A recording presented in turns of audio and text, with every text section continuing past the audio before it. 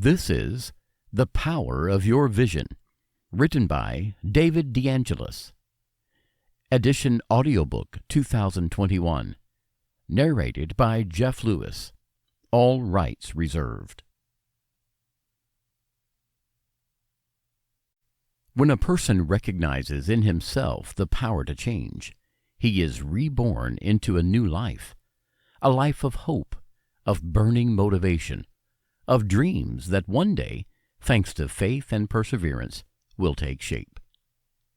We are not born to suffer, but to learn, to grow, and to enjoy this world, which for some is true magic. From the book, The Secret of Perfect Vision, David DeAngelis. Preface. Life is like a Rubik's Cube. If I told you that life is like completing a Rubik's Cube, would you be scared because you consider it impossible and complicated to put all the pieces in place? And if I told you that I met a 15-year-old boy who completed it in a minute and a half in whatever way the colors were mixed, would you believe it? Sometimes the complications of life seem at first sight impossible, at least until we believe that a solution exists, and sometimes the solution is easier and more natural than we ever imagined. It is enough to know the rules and the secrets of the game to see what we would have considered real miracles happened at the beginning. The power to create intentionally, as will be explained in this book, is simpler than you ever imagined.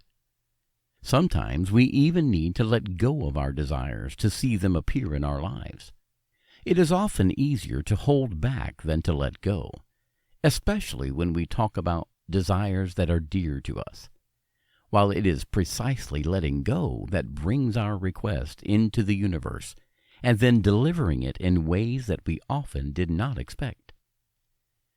The boy I was talking about earlier, who completed the Rubik's Cube in a minute and a half, is not a Guinness Book of Genius with particular analytical skills, but a very normal guy. That boy was me. As I said earlier, it is enough to discover the rules of the game to take over the path to success. The story is this. When I was 15, the game called the Rubik's Cube, or the Magic Cube, was in fashion. Each side has a color and is formed by small pieces that, once mixed, must be put back in their place to recompose the colored facades of the cube. Whether you know it or not, I can assure you that it is a challenge worthy of a mega computer, as any wrong movement can mix the colors even more, or, on the contrary, reassemble them, if you know how. Well, even for that seemingly impossible game, I found a way to complete it in less than 2 minutes. Such as, I bought a booklet of just 60 pages on the newsstands at a ridiculously low price, where the moves and movements needed to complete each level of the cube up to its resolution were explained. Magic? No. Simple technique. The difference between me and millions of people who could not complete a single level of the cube. And, you have to know, the more you go on in the game, and the more complicated it becomes, as every error in the movement of colors can mix them, were instructions contained in a booklet, moreover read and learned by a boy of only 15. With that, dear reader, I want to tell you that often the rules of the game are simple and lead to big, even huge results, if you take the trouble to do a little practice. I'm not saying it's easy, at least at the beginning. When you start playing a new game or a new sport, you need to do some practice. Little by little, when skills and safety and successes are acquired, life becomes more and more fluid and full of satisfactions. In life, everyone has their own game, made up of dreams and desires, and following and reaching authentic ones leads to new plans of evolution, satisfaction, and joy. This is life if you know how to take it from the right side, and this book wants to teach you how to do it. Chapter 1. The 7 Key Points to Manifest Your Vision. 1. Accept the responsibility of your life. 2. Respect and increase your vital energy. 3. Find your vision and follow it, choosing goals that would fill you with joy. 4. Address your intention. 5. Focus your imagination with the imaginative focus. 6. Trust that the universe is already responding to your request. Imaginative defocus. 7. Act inspired when the moment comes. Chapter 2. My Story, My Vision. Imagine a boy of only 15 with his hands in his hair who has been diagnosed with moderate myopia and who have been prescribed his first pair of corrective glasses. Imagine his disappointment in knowing he has to carry a weight on his face, chains for his ability to see the world freely. Imagine his sense of frustration with something like glasses that, unrelated to him, he must necessarily start wearing always so as to not tire his eyes. Imagine this boy who, after a couple of years of study, sees his myopia increase in a progressive, almost ineluctable way, which sees him passively as a spectator of a progressive deterioration of his physical vision. Imagine the moment when his intention merges with his imagination, a moment that will change his life forever, when he feels and knows within himself that, despite medical authority, official science says that he can do nothing to prevent it and improve his vision. He begins to study as much as possible, even books and magazines in English which were not familiar to him at first.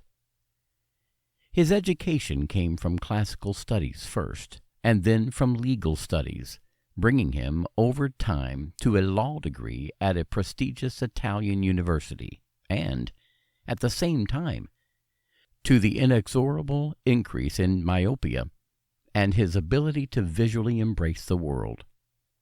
That boy, despite all the evidence to the contrary, including the common opinion consolidated over hundreds of years about the inevitability of the onset and progression of myopia, decides internally to find a natural solution to his recovery. Imagine that boy bent over texts and medical scientific articles dealing with experiments on animals about the development and progression of that defect, myopia, which increasingly took possession of his eyes and his soul. Imagine, just for a moment, his frustration, but also his hope and fortitude about his vision of being able to one day heal naturally and physiologically and without the use of glasses, contact lenses, and surgery. This vision of his became a reality over time, having found dozens of scientific studies attesting to the fact that myopia was improvable if subjected to some negative stimuli, hyperaccommodation. The solution to his problem. It was necessary to provide the eyes with opposing stimuli, or rather positive ones, with those that had generated a negative adaptation to his sight, generating myopia. In that way, unknown to all, he would be cured. Applying the insights provided by those studies over time, he began a slow and tiring journey of visual re-education, which led one day to the regression of his visual defect. His myopia, after a long period of work, carried out in silence, and without any support from the common vision about the alleged incurability of refractive defects such as myopia, led him not only to the cure of his physical sight, but also to the triumph of his inner vision. That boy, who was growing more and more, then created another vision. His success and his vision about the potential to prevent and treat myopia, widespread in modern technological civilization, it had to be spread around the world and shared with as many people as possible. What once challenged the boy himself, he became an improvising writer. He put his experience with myopia on paper and made a book out of it. This book was later published and disseminated first in his country of origin and then translated into numerous other languages.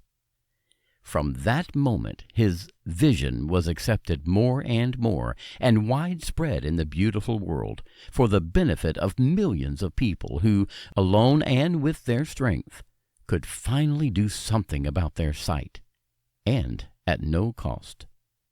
Also, this vision, which was once that of a 15-year-old boy without medical credentials, became a powerful reality. Well, that boy was me. In the pages of this book, it is my intention to convey to you everything that is important to bring out the best of the best from your life and everything you believe in and to which you aspire deeply. My mission is, and continues to be, to help people improve their physical vision. But now I feel that the time has also come to help people bring out their inner vision, that whole set of projects and dreams that everyone has within himself, but that too often have the fear or doubt to pull out and to manifest. Dear reader, this book that you hold in your hands represents my deep desire to inspire you towards your growth as an individual and towards achieving your greatest desires. I like to think that one day, when you see your dreams materialize before your eyes, you will think for a moment about me and these pages. Wherever in the world I find myself, I will feel your smile of joy and thanksgiving. This is the deep intention that underlies every page, every line, every word of this book. May this vision of mine also come true, together with yours. David DeAngelis. Chapter 3. Accept the responsibility of your life. The first step towards an authentic life that best reflects ourselves and leads us to a state of abundance, joy, and fulfillment is to accept that we are the only ones responsible for ourselves, for our choices, and for our successes. When this choice is made, the power to change oneself consciously and independently is reappropriated. It is too easy to blame others and the world for not being satisfied. The world will begin to respond to our needs, putting into effect the strength of attraction, once we become the beacon that illuminates our life and our journey. If nobody leads you, open the way for yourself. This is the motto of one who is self-determined by his choices, by the choices dictated by his soul.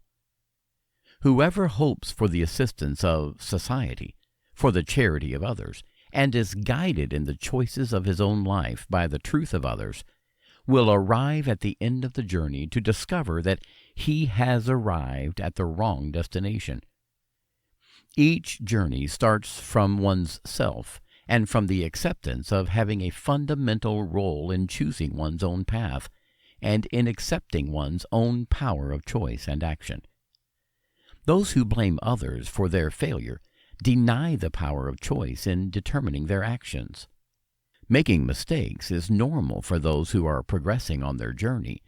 It is up to each one to accept any defeats and rearm their courage, their deep desires, and their convictions to continue on the path of their own discovery. If a mistake is made with the heart, or following oneself, it is only an opportunity to reconsider one's way of acting. Sometimes it takes very little to find the right combination if one makes use of one's mistakes.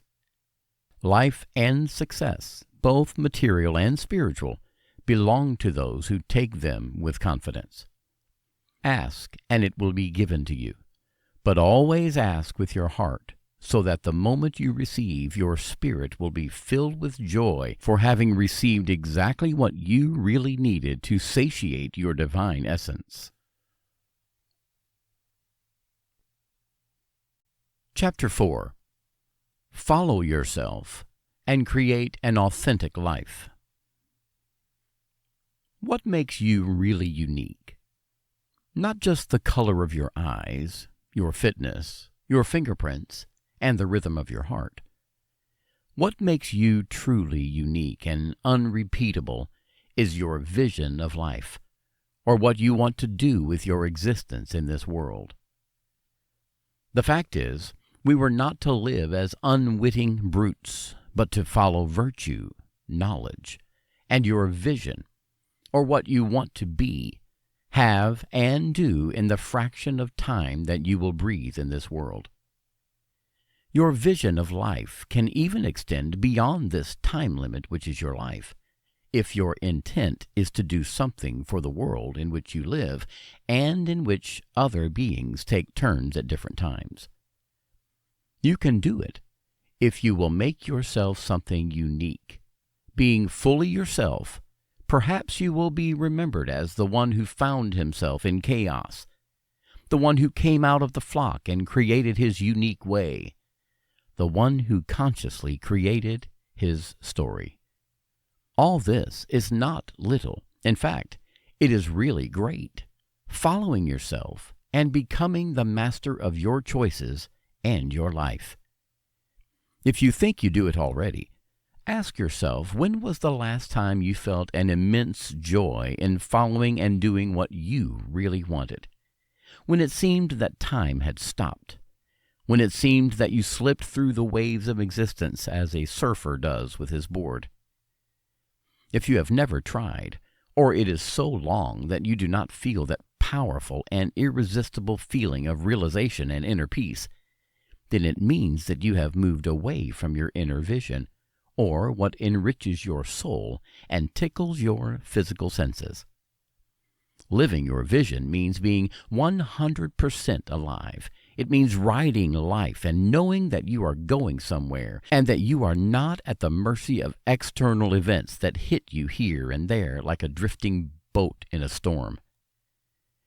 When the soul and the person recognize this feeling of inner power, a new life begins, rich in meaning, well-being, and everything that can make life on this beautiful planet enjoyable. But how can we try this wonderful feeling of being in the graces of existence, or, as they say, in God's grace? There are many ways, but only one leads us straight to the port of our soul. Following oneself and one's vision, that is, makes us happy and powerfully ignites our passion for life. Everyone has his own way, his own vision, his own joy, waiting to be followed and lived. Too often the common vision, the common way of living and being, obscures the personal inner sky with gray clouds of confusion, anger, and frustration. How can one be happy if within oneself there are seeds of dissatisfaction? All you really need is to trust what you have inside and give credit to your feelings of joy, wonder, and fulfillment. When was the last time you jumped for joy over what you did or were about to do? When was the last time you felt amazement at the beauty of a fiery sun that slowly sank into the sea at sunset? If you don't remember when, maybe the time has come to stop and get off the carousel of life and ask yourself, is this the carousel I want to revolve on? Perhaps there are others that could give me more satisfaction and enrich my life experience. If you do not know how to give an immediate answer to this important question, it is not surprising that often the human being lives the life of others and follows ephemeral visions, castles of paper that sooner or later will collapse before his eyes. The stereotypes of society, the symbols of success imposed by it, brainwashing, and the abduction of one's power or of one's own attention operated by the media make the human being a number in an endless row of beings without passion and without inner vision. The first and unequivocal symbol of success is one's inner joy, when our soul thanks you for your attention to its unique needs and its goals. Everything starts from health, financial well-being, and even love. How can we love others if we do not love ourselves first? The phrase, love others as yourself, implies the love for oneself that is expressed when, finally, we get out of the common stereotypes and finally follow what we feel is our way to our happiness. Sacrificing one's vision, one's joy, one's belief to follow that of others means betraying oneself and one's nature. It means falling into the abyss of uniformity. It means becoming a sheep in an infinite flock. It means being maneuvered towards others' interests and visions. The first step to be taken before venturing the beautiful journey to self-discovery and the deployment of your talents to live your lives is to take responsibility for your life. You become responsible for your own life when you become aware that it is up to us and only us to commit ourselves to choosing our own choices and acting on our own path, not on others. Sometimes we think we do it already, but when we feed others' goals, however beneficial they may be, what really belongs to us is our way of being. But how can we understand if we are on the right path, on our lifeline? Nothing could be easier, but also more difficult in a world of chaos where our attention is constantly captured. We need to focus our attention on ourselves and ask our soul, what is the purpose of my life? Why am I here? The answer will be given by one's deep feelings and expectations, and these will always be full of joy. The joy of the soul is the true and unequivocal answer of the soul to the question, what is my path? How can I make my life a masterpiece in terms of joy, fulfillment, love, and well-being? Chapter 5. Find your vision and follow it with confidence. Every work of art, mission, or enterprise that has ever been created is born of an inner vision. Every creator has in him the strong desire to bring to light from his imagination that something he feels is possible, but that is not yet manifest in the possibilities of life. Vision is that something that comes from the depths of the individual, as if it were part of himself. Every big company bears the signature of the one who carried it out. Without a personal vision, a great goal to embrace and to manifest, the individual staggers into a life of routine and slow decline.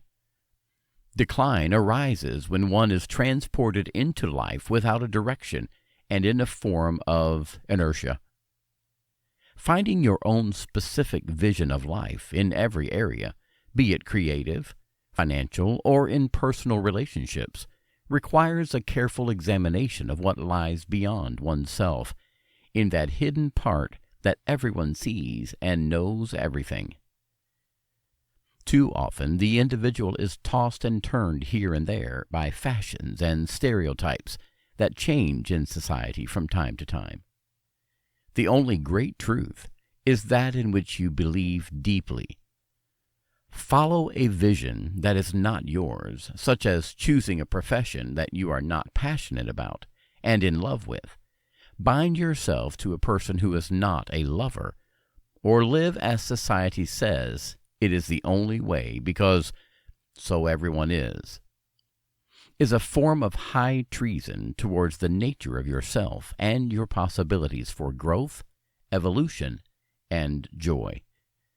When you do what you love to do in every moment of your life, a current of joy, evolution, and power goes through you, bringing you forward to the true place that belongs to you in the world. Following yourself, embracing with each fiber of your being every choice or action of your life, respecting your intimate desires and aspirations, leads to the creation of a true life because it is authentic. Everyone has to sing and play the song of their heart. Otherwise, you risk not only being out of tune, but also boring to the audience. Singing life by doing what you love deeply when time passes without you being aware of it. When in the end you exclaim in amazement, "I did it! I did it!" It means bringing to light the work of art that is hidden within you and that is only up to you to pull out. The first step is to find your own vision, your passion, and your mission, which gives value to every moment of your existence. Life is a great opportunity. It's up to you to make it joyful and happy before the curtain closes without having played, or, worse, after having played the music of others with your ears covered. Chapter 6. Follow the Road Less Traveled. There is a beautiful poem by Robert Frost that I like to bring back. Two roads at a crossroads in a yellowed wood. Too bad you don't go through both. But one traveler cannot do it. So I looked at one of them undecided until he hid from my gaze. And I took the other one. It was good too. Indeed, perhaps with some more reason, because it was grassy and therefore greener. Although the passage is more or less, he had marked them anyway. And both of them were lying down that morning in the leaves that no step had marked. Oh, I'll take the first one another time. But knowing that road leads to the road, I didn't think I'd ever come back. I will say this with a long sigh. Who knows where, and in many years to come, two roads at a crossroad in a forest, and I took the less frequented one. And from this all the difference was born. These lines should be hung in every classroom of every middle school to make every schoolchild and future individual of society understand and appreciate the importance of bringing to light his uniqueness, his talents that, alone, would lead him to degrees of achievement and success otherwise impossible to obtain in the great sea of gray uniformity. Nowadays, entire existences are sacrificed behind false myths and false stereotypes that see, for example, the achievement of a degree, the only possible solution towards a fulfilled and financially prosperous life. Nothing could be more wrong. The result is the creation of an individual who becomes a graduate in something, but uniformed in alleged ways of success, standardized in study paths that often do not take into account the deep needs dictated by the soul that, ignored, little by little it goes out in a corner of the heart of the individual, perhaps a professional graduate in a field but deeply frustrated in the soul. A subject that should be taught in elementary schools is listening to one's self, one's heart, one's deep expectations, and one's deep desires. Each individual would forge his life based on his own vision, and not on that dictated by the social myths, dictated by the historical era in which he lives. Society and the individual would thrive on a feeling of deep well being dictated as a product of the soul's well-being. The inner well-being is the first foundation of any further secondary well-being, such as financial well-being and satisfaction in social relationships. A happy and fulfilled being is more inclined to create a work of art in any work or profession when passion and creative joy are the foundation. Following the less traveled way often leads to finding oneself and one's own special way of success, even to great discoveries or achievements that accredited industry professionals have failed to provide. When I created the visual re-education system that I called Power Vision System, followed with success and satisfaction by thousands of people through a book, then translated all over the world in what I was doing, despite the fact that what I was studying and writing was a hidden part of my life, unknown to everyone. I followed the road less traveled, although I was then graduated in law and not in medicine, and this made a world of difference. There is a great treasure within you, and only you are given the tasks and the great opportunity to bring it to light. One often looks at everything except what lies within oneself. Perhaps a great opportunity and a great and adventurous journey lies not within you. Start listening to your inner voice and turn off the deafening noise of the expectations that society imposes on you, and bring out that yourself that will make your life a masterpiece. Find your vision and embrace it. Maybe one day you will remember these words of mine and smile with a sense of gratitude in your heart. Chapter 7. Isolated from the crazy world and the chaos of the media. As you will have begun to understand, the great resource to change one's life is the power of attention, focus. Where one's attention and concentration goes, there is one's own creative energy.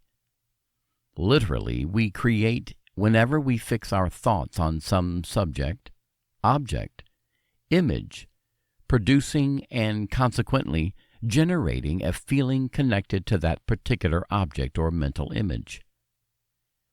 Including this concept, it is easy to understand how it is necessary to make good use of one's conscious attention, and then, as we will see, even of the unconscious or subliminal one.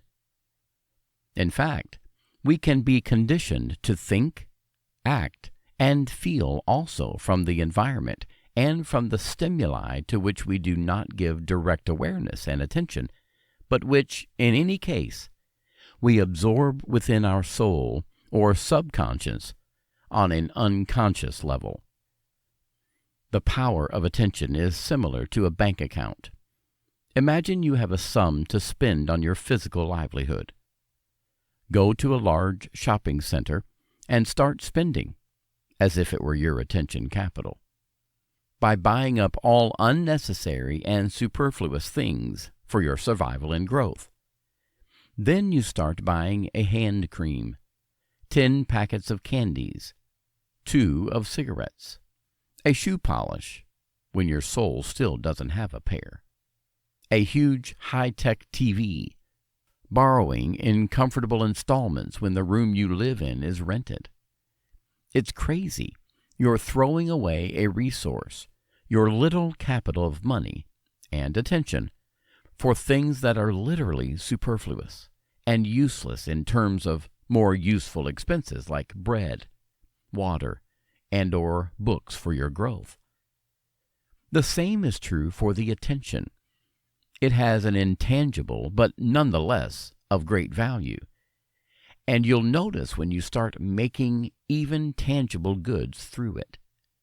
Therefore, it is necessary to make good use of one's own attention, and the first step, after having found one's way, is to exclude all the noises and background currents that steal one's power to direct thought, conscious and unconscious, true, the center of one's life.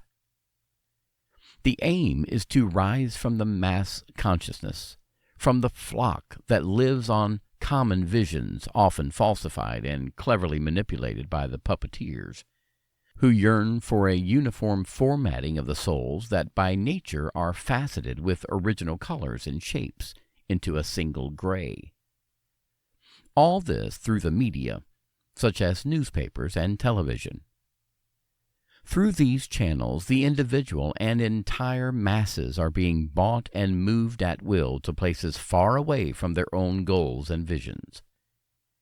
The emotional places and life goals where they are moved, they are all orchestrated so as to remove the individual from the awareness of having in itself the power of choice, or to choose their own path and not one imposed by others.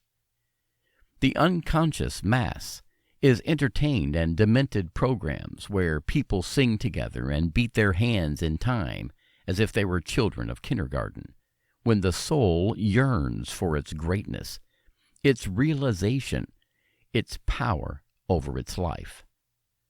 Whole newspaper articles write rivers of words about what he says, does, or assumes that you think of a footballer or actor, so the attention capital of each is literally burned like a pack of banknotes with a lighter. The first step is therefore to turn off the TV and turn on one's soul through one's imagination, skillfully directed towards one's life goals. Then and only then will you begin to direct your life with conscience, making good use of your hours towards results that for others will remain pure mirages. Chapter 8.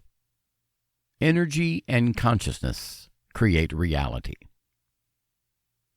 Thought creates and manifests through the focusing of its energy, as if it were clay placed in a mold. If we have the thought forms, the molds, but we don't have the clay to fill them, the energy, what will come out of it will be a considerable delay in creation, or, at least, nothing will happen, and we will still be asking ourselves how our focus has never produced any result. Just as a magnifying glass can set a piece of paper on fire by focusing the sun's rays in one place, so it is with thoughts. We can have the lens of our mental focus, but if there is no underlying energy to irradiate and transmit that concentration, little or nothing will bring the process. We can have the ideas and thoughts we want, but if they don't have the strength to be focused, they won't have the energy to collapse into manifest reality. This is why the presence of energy and focused consciousness, focus, are the two essential elements for the creative process. Focused and finalized thinking, thus, becomes powerful when it is supported by an energy base. There are two types of energy base, mental and physical. Both are important as they represent the drivers of focused thinking. Mental energy base, motivation and passion. Physical energy base, the vital energy that sustains a living organism. But let's examine them in detail, as their knowledge will allow those who want it to enormously strengthen their creative power or to manifest in a conscious manner. Chapter 9. Mental energy base, motivation, passion, and emotion. When we talk about successful businesses, we usually talk about its founder, or the one who carried out such enterprises that were considered difficult or even impossible. What is the common denominator of these companies, of these clamorous actions, which have led that, or those individuals to overcome the barrier of the possible and to manifest such enterprises? The answer lies in the mental driving force that pushed that individual to overcome the mental barrier of impossibility, imposed not only by people around, friends and relatives, but also from the same society in which he lives, or that subject lived, which is often later revered for his ability to go beyond, to empower his vision. This is the reason why the powerful, conscientious Creator must have within himself the fire of passion and motivation. There must be a heart, a strong emotion that moves it. Without it, the arrow of desire will slide from the arch to the feet of the one who pulls it. On the contrary, a strong passion and a strong motivation will climb mountains and cross seas in spite of every obstacle. This distinguishes those who create and manifest in a conscious manner. He knows that his desire, in order to manifest itself, must have within himself that extra something that marks a simple desire that will never come true, from a desire that comes from the intention of the soul, whose manifestation would take him to the next level in the unfolding of his life. Well, not all desires have a heart, and by heart I mean that mysterious force that moves the stars, that mysterious thing that often manages to work miracles. Although everyone wants to win the lottery, as I painfully see every time I see people in a bar buying scratch cards and lottery tickets, this desire is not a priority for the soul. Why have so much money? For a new car? A holiday? Pay off your debts, or what? The optics of the soul is often different from that of the mind of the individual. What the soul wants is a way of fulfillment, but also of fulfillment. The soul, from its broad perspective, it would not have a valid reason, therefore passion and motivation, to see the person who sits doing nothing in the Maldives when its spirit is starving in a life without meaningful evolution and growth. We need to give our desires motivation and passion to have the right propulsion. When the soul finds them, it will try to give the best of the best to be able to satisfy the desire. Perhaps it will succeed in moving even the sky and the stars to see its realization. The first step is, therefore, to tune into the wave of one's soul and respond to its intimate needs. Everything starts with 3 questions. What would make me really happy? What would fill me with joy beyond everything? What would my spirit fill? There is a famous phrase in the Bible that says, "Whatever you have in your heart, go and do it. The Lord is with you." Whatever religion you belong to, or even if you are an atheist, dear reader, it has little importance.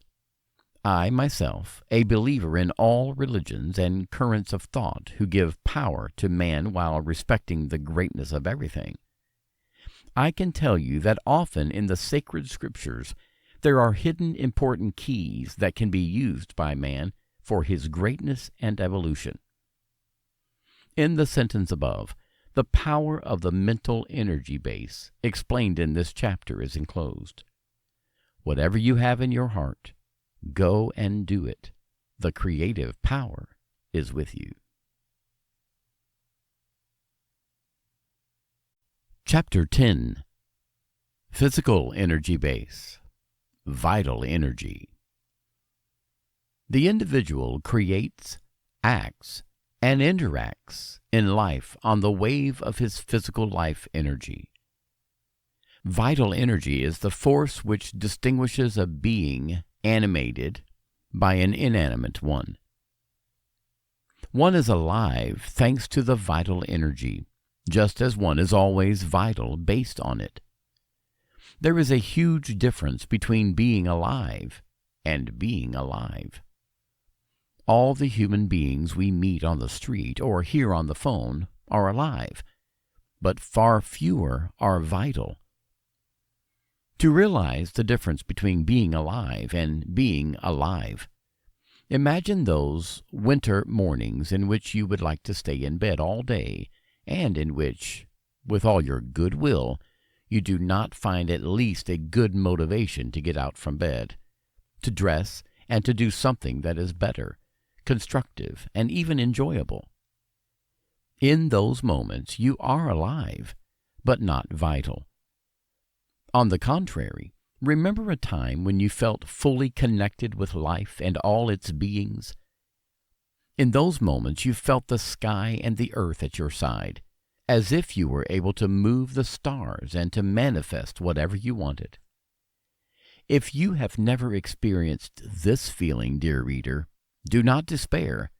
I am here for this reason, to show you a way and to make you become a master creator and aware of what he creates. As we grow older, this vital energy decreases, often due to a progressive lack of motivation to live. When the soul becomes painfully aware that time is inexorably flying away, and the curtain will close one day without having moved a just step towards the end of the existence of the individual who animates. And this is why happy and fulfilled people live more, because they have reason to exist. However, there are always moments and days of this kind, for being more vital. If an exception becomes a rule, you need to understand why, asking yourself, where can I find my passion for living? What would make me really happy? What would make my soul fill? Certainly, the answer will not come instantaneously, especially if the questions are asked in one go and in a distracted manner. Here, too, we need a motivation behind the motivation, or knowing what we want. For this, it will be necessary to tune in with one's own soul and, therefore, with one's own vision, as shown in this book.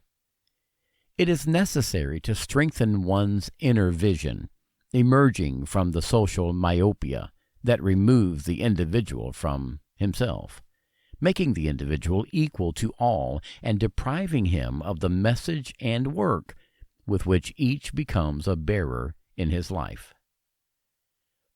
So how do you become powerful and aware creators? You become powerful creators. And by becoming conscious creators of their vision and bringing to light themselves, reconnecting with the needs of the soul. In this way, our thoughts will be more powerful and focused, as they will be recognized as true and authentic. The second step, after finding themselves through the appropriation of their vision, will be the one to enhance their energy and physical vitality through working on the body. This represents a fundamental step for success on the path to conscious creation. Moreover, denies the body and everything that affects the body, like nutrition and the right training, denies a fundamental part of every physical being. Mens sana in corpore sano means that the mind and thoughts project their creative power through the power of the body, which is vital and also creative energy. No machine works without a type of energy propulsion, and the human body is no exception. It is not only the calories of food that make the body move, but also the amount of vital energy contained in them. Besides, the body has to do so to be fit and able to make that energy flow, and this can be done by making it a superconductor of energy. Imagine a normal and an alkaline battery. The greater capacity of the alkaline battery depends on its physical chemical characteristics that allow it to maintain an electrical energy charge for longer. The human body is the same. It is necessary to make sure that it is able to make an optimal quantity of energy flow inside itself, not only for the correct functioning of the vital organs, but also to ensure that it is flooded with a vital energy base that allows it to give strength to ideas and his thoughts, so that they increase their creative power to manifest in material reality. Chapter 11. Increase and respect your vital energy. One of the greatest and most precious resources we have in this material world is the spark of life that is in us. What allows us to open ourselves every day to new opportunities for growth, to share who we are with others, and to allow us to enjoy the beauties of the world. If you could see you for a moment without that spark of life that shines inside of you, you would understand what I'm talking about immediately. We are not only our body, but also all that universe that flows inside us at the level of emotions, desires, hopes, affections, love, and an infinity of other nuances that make each of us a unique creature. I noticed this clearly when I saw my unconscious father in the recovery room, and then, after a few days, lifeless on a table. He was there motionless, without all that world of spirit and joy that had always accompanied him. When you see death, you are given the opportunity to reflect even more on life and on the importance of preserving the light of life that accompanies us on our journey. With this, I want to tell you that there is nothing more important than treasuring what keeps us alive, our vital energy. Some care more about their car than their body, the main vehicle that accompanies us literally and at all times in the journey of life. They sow car tuning and checkups, but don't think about how to make the body and its energy last longer and in the most efficient way possible. Vital energy allows us not only to maintain ourselves in a state of health, but also of radiant vitality. It is not enough to keep the body alive in the common and wrong sense of the term as absence of disease, but it is necessary to allow it to make its essence through emotions, love, and creativity. Life is not dragging each day to another day, but to make every day a rebirth towards a new evolutionary horizon of growth and joy. A natural state of well-being means enjoying the fact of being alive and making a positive change in one's life. It means allowing the soul to speak through us in the things we do, think about, and believe in. To allow the authentic vision of ourselves to emerge, we need to have it within ourselves that degree of vitality that pulls us out of a tired, depressed, and repetitive life towards a life of growth, joy, and fulfillment. To do this, it is fundamental and necessary to honor the vital spirit within us. The first step is to respect one's body, exposing it as little as possible to elements that are harmful to it, and to follow rules of life that maintain and increase its degree of physiological vitality.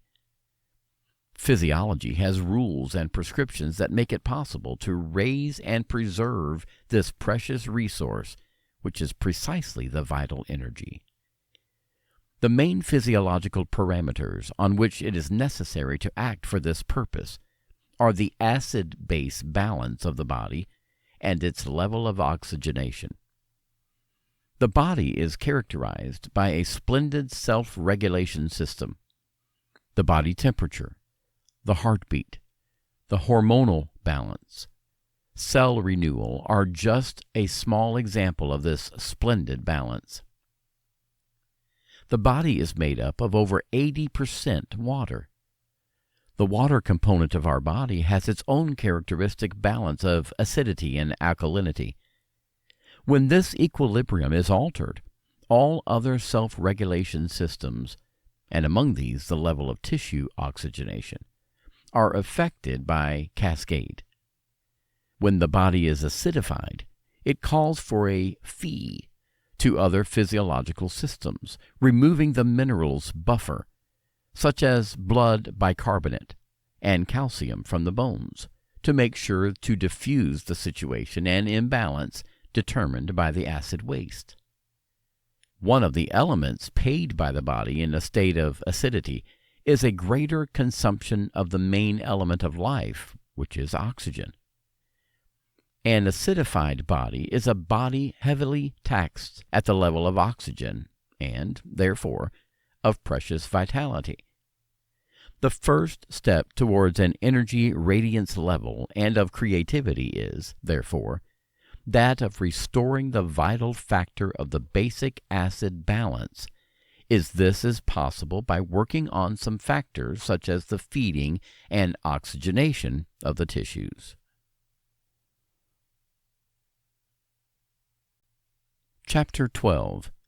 Alkalizing Diet. The body is a biological system formed of energy. This energy level is strongly influenced by the type of food that is consumed. Intervening on the food factor is one of the most direct means of influencing not only the level of energy and well-being of an individual, but also his degree of connection with himself and with the world. When you feel down, it is difficult to have creative ideas and have the sufficient thrust to overcome themselves and the limits of its own envision. Each food, after being metabolized, creates an acid or alkaline reaction in the body, influencing its acid-base balance. Foods are divided according to this reaction produced in the body. Since we are formed for about 80% of water, being immersed in an alkaline environment between blood, intra and extracellular fluid, as well as the same tissues, will allow the body to maintain the flow of energy.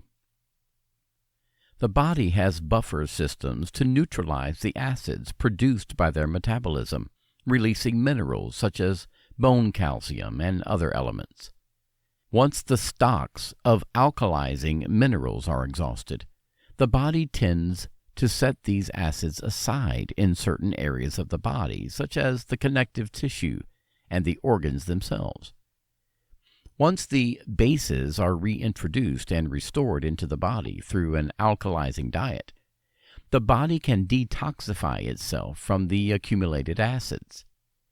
A predominantly vegetarian diet allows the body to produce low amounts of acids as metabolic residues, and to have a large quantity of buffer minerals that neutralize the acid component and preserve the acid-base balance. These minerals are calcium, sodium, potassium, magnesium, iron, as well as bicarbonates.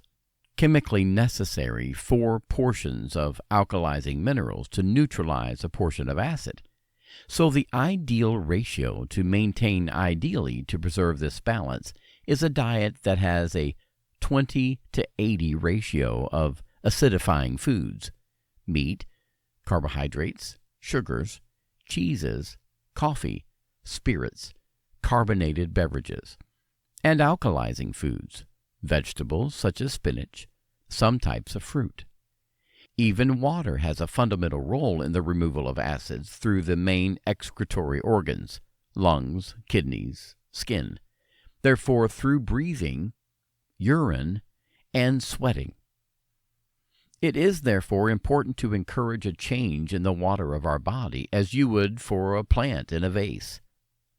It is important to drink at least 1.5 liters of pure water per day, up to more than 2 liters, depending on your body weight, the season of the year, and your physical activity. With a vital and in-shape body, it is easier to find within oneself the strength to embrace and follow the higher part of oneself represented by one's greatest dreams. From a position of inner harmony and balance, it will be natural to let one's vitality and love for life and its infinite possibilities reverberate outside. Chapter 13. Oxygenation. Oxygen is a fundamental component for life and can rightly be called the spark of life. Since its correct balance in the human body depends on the degree of health and vitality. From the point of view of well-being and psychophysical harmony, fundamental prerequisites from which motivated and conscious choices are made towards one's most authentic vision, oxygen acquires a fundamental importance. Not only does life depend on its presence in the body, but also the same level of vitality and connection with its deepest part. For these reasons, in all the ascetic traditions that involve contact with the divine, breathing, here understood as oxygenation, it represents a royal road. Practices like pranayama, rebirthing, holotropic breathing, and generally conscious breathing techniques allow us to bring the body into a state that encourages transpersonal contact with one's higher self. It is precisely from this contact that one can progressively see life with the eyes of one's most intimate truth, directed towards one's own superior well-being. The right amount of oxygen must therefore necessarily be offered to the organism above all through breathing.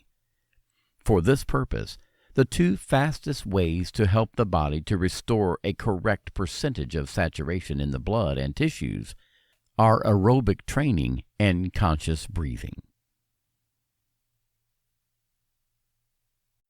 Chapter 14. Aerobic Training. Aerobic training is a type of training that is not very tiring and not very demanding from the muscular point of view, which allows to increase the amount of oxygen circulating in the blood and its saturation in the tissues. This type of training promotes pH rebalancing and gradual detoxification through the elimination of acid waste and toxins through breathing, volatile acids, and sweating. The golden rule in this phase is to train the heart at a low intensity, since lactic acid, a byproduct of anaerobic metabolism that provides a high level of commitment and physical effort, which would lower the body's pH, should not be produced, also affecting the oxygen saturation level. Any activity of low intensity can be chosen, such as slow running, brisk walking, bottom swimming, cycling, etc., as long as you respect the fundamental condition that is the pleasure of practicing it, being a very bland and muscularly little exercise challenging. There are particular formulas to assess precisely whether you are aerobic or not, but the simplest and most immediate way is to assess your breathing intensity during exercise. If you are in trouble and cannot speak during aerobic training, it means that you are in a state of breathlessness, and, consequently, you are beyond the organism's oxygenation threshold. The rule is therefore to oxygenate to an intensity that allows to have positive feedback through one's ability to speak. Chapter 15. Conscious Breathing. The practice of conscious breathing about the amplitude of the inhalation and exhalation phase brings significant benefits for the body, helping to rebalance the pH and increase the level of saturated oxygen. See in details the exercise, Free the Breathe to Free the Spirit. Chapter 16. Further Benefits of Oxygenation. 1. General detoxification of the organism. 2. Natural and physiological slimming, use of fats as an energy substrate. 3. Increased energy levels and vitality. 4. Increased resistance to stress. 5. Increased alertness and mental clarity. 6. Increased capacity for recovery in the event of intense physical and mental effort, both from sport and everyday life. 7. Increased positivity and motivation in one's life. 8. Increase in the state of psychophysical well-being, a fundamental factor for finding and following one's vision and for giving energy to one's own imaginative focus. Chapter 17. Transcendental Breathing. It is amazing how the secret to access an altered state of consciousness that allows connection with a state of superconsciousness has always been within the reach of man of all times, and how only a few have noticed this extraordinary possibility of transcending their own limits and access to a path of spiritual evolution and psychophysical well-being. The secret has always been under our eyes, or better, under our noses, if we consider the fact that it is a question of using a very simple function like breathing. I coined the term transcendental breathing because this type of breathing has particular characteristics of execution which differentiate it from the type of breathing that every living being performs in an unconscious manner, and that, in most cases, is sufficient only to maintain basic psychophysiological functions. The term transcendental refers to the fact that this breathing technique has the aim, in addition to oxygenating the body, to reach a state of widespread bliss and well-being through the progressive detachment of conscious awareness with functions and perceptions body. As the body detaches itself from the interferences of the signals of the body and from the interferences of thoughts, a meditative state is automatically reached, capable of giving the body, mind, and spirit a boost of renewed well-being and vigor, in addition to an ever greater spiritual connection with all living beings and material manifestation. One feels part of a whole and feels a strong sense of peace and harmony. Chapter 18. A simple technique, powerful and easily accessible to all. One of the positive points of this meditative technique is that it can be easily performed by everyone at no cost, in any place, and above all, if performed with commitment, with guaranteed results in every session. TB is therefore a technique that is effective because it allows you to get a beneficial meditative state through a completely physiological process, that of breathing, and thus in a controllable manner. No difficulty, as in other types of meditation. Sit in a quiet place and gradually abandon the thoughts. Doing this is even difficult for the majority of people. Only asked to perform the technique systematically, like performing a sporting movement or a simple and repetitive action, such as putting one step ahead of the other. Body, mind, and spirit are interconnected, and stimulating specifically the body, you get to reach even higher layers of consciousness to go back to a state of transcendence and pure pleasure, joy, and love. The transcendental breathing technique is extremely powerful and, at the same time, extremely simple to perform. It represents a gateway to personal well-being and evolution, as well as representing a direct path to the manifestation of one's desires through the conscious use of the law of attraction. Transcendental breathing allows the individual consciousness to become a clean mirror, which more easily and naturally reflects the reflection of our desires in the world, allowing a speeding up of the conscious manifestation process. Chapter 19. Emotional Cleansing and Vibrational Tuning. The law of attraction allows each individual to attract consciously or unconsciously their own reality through vibrational attunement with your desires and your deepest aspirations. The manifestation of desires is directly proportional not only to the degree of clarity and focus of the objectives, see the technique of virtual reality in the practice section, but also to the ability to reflect in a pure and innocent manner, without interference, the state or the emotion that one wants to live and manifest in the individual reality. The interferences are constituted by the set of beliefs, convictions, prejudices, and fears that, rooted in the conscience of the individual, cause a distortion of the vibrational signal. The material world reflects immutable principles present at higher levels of reality. To make clear the concept of how you can speed up the manifestation of your desires through the cleaning and the removal of the ballast of beliefs contrary to the objective, namely fears, think, for example, about how you can improve the progression of an airplane to make it reach a destination faster and with less effort.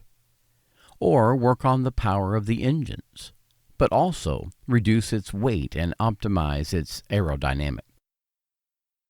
On average, in the individual consciousness, to make sure that our goals and our objectives are more easily and quickly reached on vibrational and conscious level, through the law of attraction, is not enough to simply increase the focus, the active demonstration phase, such as writing the objectives, and use the creative imagination, see the virtual reality technology. But we need to gradually reduce all mental ballast and of conflicting emotions that weigh on your conscience, progression towards an instant manifestation of desire, negative beliefs, fears. The aim is to cleanse the conscience until it becomes so clean and shiny that it automatically reflects every individual's desire and emotion without any resistance. This is the secret behind the secret. The secret of conscious manifestation is therefore twofold. On the one hand, there is an active phase of creation through creative imagination and conscious focus. On the other, there is a passive phase of allowing one's consciousness to reflect without obstacles their own desires and emotions, which then reverberate in the universe, and which, through the law of attraction, will deliver as requested with the active process of manifestation.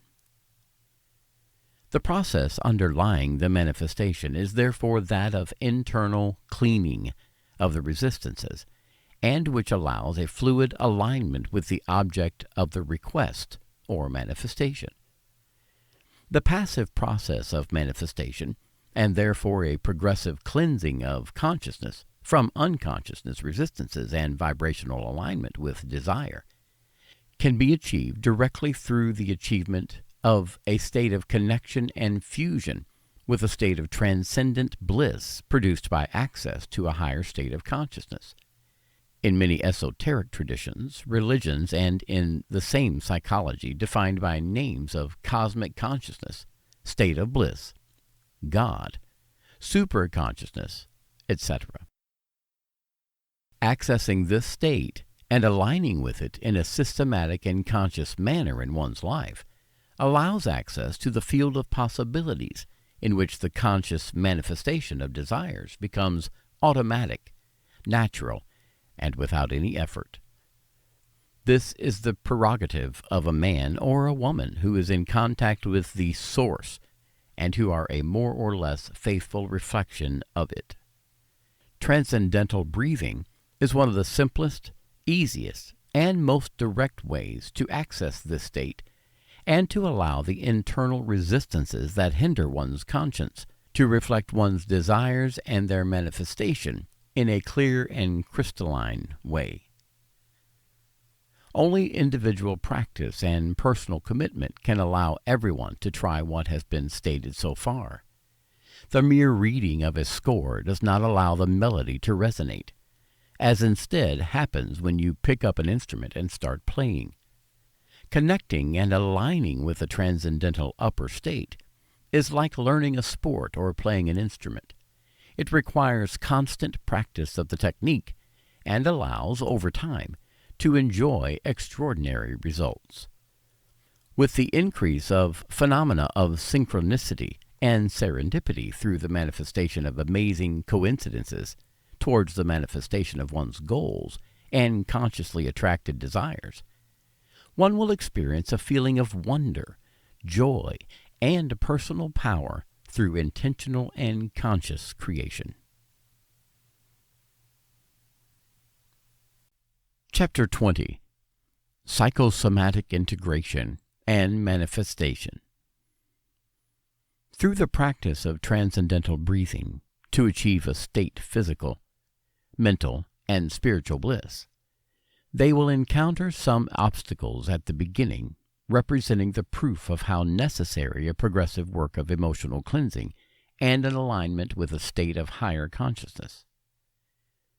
The increase in respiratory rate and its intensity in a few minutes leads to better oxygenation of the tissues, including blood, and an increase in body pH, easily detectable by oximetry and measurement of urinary pH with litmus paper.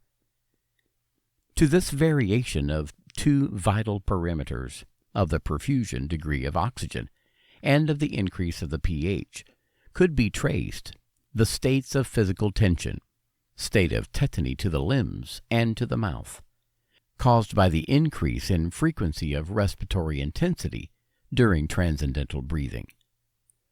These states of strong and unintentional overbearing of the hands, often held in claws, of the legs, and in the mouth, where the lips are in a ring contraction position, are known in medicine as phenomena of tetanic contraction of the muscles, in which the muscle is involuntarily kept in a phase of continuous contraction, often painful.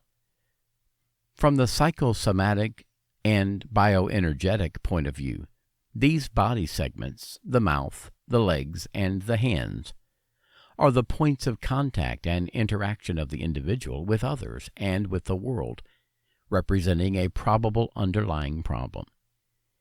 These counteractions must be considered real psychophysical and emotional blocks with the outside world. In the presence of such during transcendental breathing, it will be necessary to continue breathing until a progressive release of these tensions is felt, this sign of a real integration and liberation from these unconscious blocks. The personality of the individual will therefore be freed from emotional baggage, often unconscious and unknown, towards greater fluidity, and relational characters. It will be easy to see an increased state of psychophysical well-being, a sign that the body is now free from unconscious emotional tensions blocked in the muscles. Breathing brings up the somatized emotional tensions in the body and then dissolves them. Chapter 21. Crisis of Crying and Emotional Release. During the phase of increased and sustained pulmonary ventilation, it is possible to arrive at a further phase of psychosomatic release through crying. Crying, like yawning, is and should be a phase of automatic response of the body and of the emotional state, but often, for numerous reasons connected to the suppression of the individual and his emotional states, how many times is anger or emotion kept, we get to relegate these emotions to hidden recesses of consciousness. This suppression does not erase unexpressed emotions, but accumulates dangerously in the body and in the consciousness of the individual. Each release of tears achieved with forced breathing thus leads to a state of liberation from these unconscious tensions contributing to a state of enormous well-being and bliss. Chapter 22. Release of Blocked Memories. The work of emotional cleansing and energy rebalancing of the individual through any type of forced breathing can often lead to certain visions, images, and emotions, often linked to an unknown experience. Far from explaining the reason and the origin of these scenes and images, it is necessary to relive them, no matter how dramatic or fantastic they may seem to the conscious subject who in the breathing phase lives as if they were actual and as if he were again immersed. Continuing to breathe forcefully during these experiences and images gradually leads to the release of these mental and emotional manifestations, leading to their release and their integration. Consciousness will therefore be lightened by imaginary emotions and situations, or lived in a past now lost in time, but always current in the body and in the consciousness of the individual himself. Chapter 23. From Suffering to Bliss. These emotional states and psychosomatic reactions are a sign that there is a need for integration and the release of those emotions and the memories repressed and trapped in the individual. A simple technique, free and extraordinarily powerful, like forced breathing, will progressively lead the individual to live his life in a more serene, clear, and relaxed way. It will also allow him to acquire the qualities of his physique and his mind to bring, thanks to breathing, to the attainment of higher states of consciousness and to the experience of a state of bliss and, we could define, of cosmic consciousness. Chapter 24. Living the State of Bliss and Cosmic Consciousness. The ultimate goal of the respiratory breathing work is, precisely, a psychophysical energetic rebalancing that leads to living, after the removal of all obstacles and emotional blocks, a state of super-consciousness. This state of super-consciousness, in which the individual, although conscious in the state of breathing, gradually detaches himself from the influences of the body, reveals himself as a state of pure bliss and widespread well-being and love. Fears, limited beliefs, and emotional blocks melt like snow in the sun, allowing an automatic alignment with one's desires, and allowing them to manifest themselves in material reality, being no longer blocked and braked. When the individual is aligned and integrated with his desires, thanks to emotional cleansing and the progressive experience of a state of super-consciousness and bliss, the power of conscious manifestation flows freely and is manifested in the life of the individual with an often astonishing and staggering speed. The synchronicity of apparently random events that occur following the practice of forced breathing are the sure proof that it is attracting more effectively and speedily through the law of attraction. The mirror of individual conscience is sharper and cleaner, therefore more integrated and able to reflect naturally and freely focused desires. Chapter 25. Develop your inner senses, emotional guidance system, and intuition. The human being is an extraordinary creature that is born with great abilities, but that few recognize and use. The result is that these skills weaken as they are not used. As for the sensorial organs that we all recognize, sight, hearing, touch, taste, smell, they fade away from the non-use or from the bad use. The same thing happens for the other inner senses that few recognize, develop, and use. Therefore, making aware use of these superior senses, it is possible to perfect the functioning and to use them in one's life. In addition to the 5 normally recognized senses, there are others of a more subtle nature which, once accepted as a human kit, can lead the individual to higher levels of perception. Imagine knowing before knowing, or feel emotionally something before it happens. They are luxury instruments for the human being who does not know he has them or has forgotten to possess them. These senses are like spies and indicators that have only the most expensive and sophisticated cars. Not using these superior senses is like going around in life with only the petrol and oil temperature warning lights, when we could have a GPS system to find the right direction of life and a map with the points of refreshments, fuel dispensers, and much more.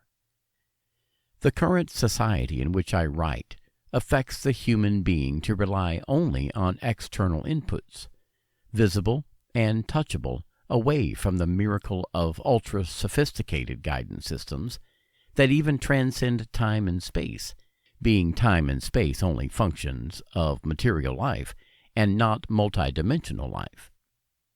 It is as if we were walking around with a measure and a scale to catalog and understand life, when we have at our disposal other far more sophisticated senses of measurement.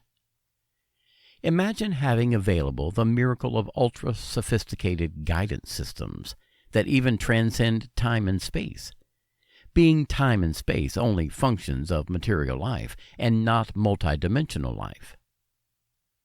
It is as if we were walking around with a measure and a scale to catalog and understand life, when we have at our disposal other far more sophisticated senses of measurement. Imagine having available over to from a hypothetical scale and a measuring tape with an infrared sensor to recognize the temperature of a living being, to have a satellite that tells you other information, and sight that sees even in dark situations. This is a material example to make you understand the opportunity you have of right as a material human being, confined in the 5 recognized and accepted senses of having developed and utilized far more extended capacities towards the incarnation of a multidimensional human being who has access to a series of more complete and reliable information. Among these superior senses available to the human being, which are recognized and developed as the human being recognizes his true nature of being multidimensional, they are the emotional guidance system and intuition. Chapter 26. The Emotional Guidance System. How many mistakes would we avoid if there were a way to avoid them from the start? How many successes could we achieve more easily if we knew which path of least resistance to take? Even if mistakes are part of the path to experience and personal growth, there is a way to limit them as much as possible by developing an awareness and an ability to feel inner that gives us an early signal about what to do and what not to do for our good and that of others. The inner sense I am talking about is the emotional guidance system. Our emotions are the signal to which we must be careful when we see the images of current reality pass before us or imagine the potential futures ahead. How many times we said to each other, "I knew it inside me, I felt it," or "I had to listen to my feelings." Our ability to feel goes far beyond the limits of mental evaluation produced by the analysis of the facts existing at the present moment, those facts that are nothing but the fruit of a 3-dimensional evaluation. Our inner knowing goes far beyond the boundaries of the 5 senses. Emotions are the signals that our soul, connected with non-physical limits, sends us to give us a more exact and appropriate direction to its higher and more precise point of view. It's like watching a scene from above, see over mountains and hills that would hide our view if we were in the territory.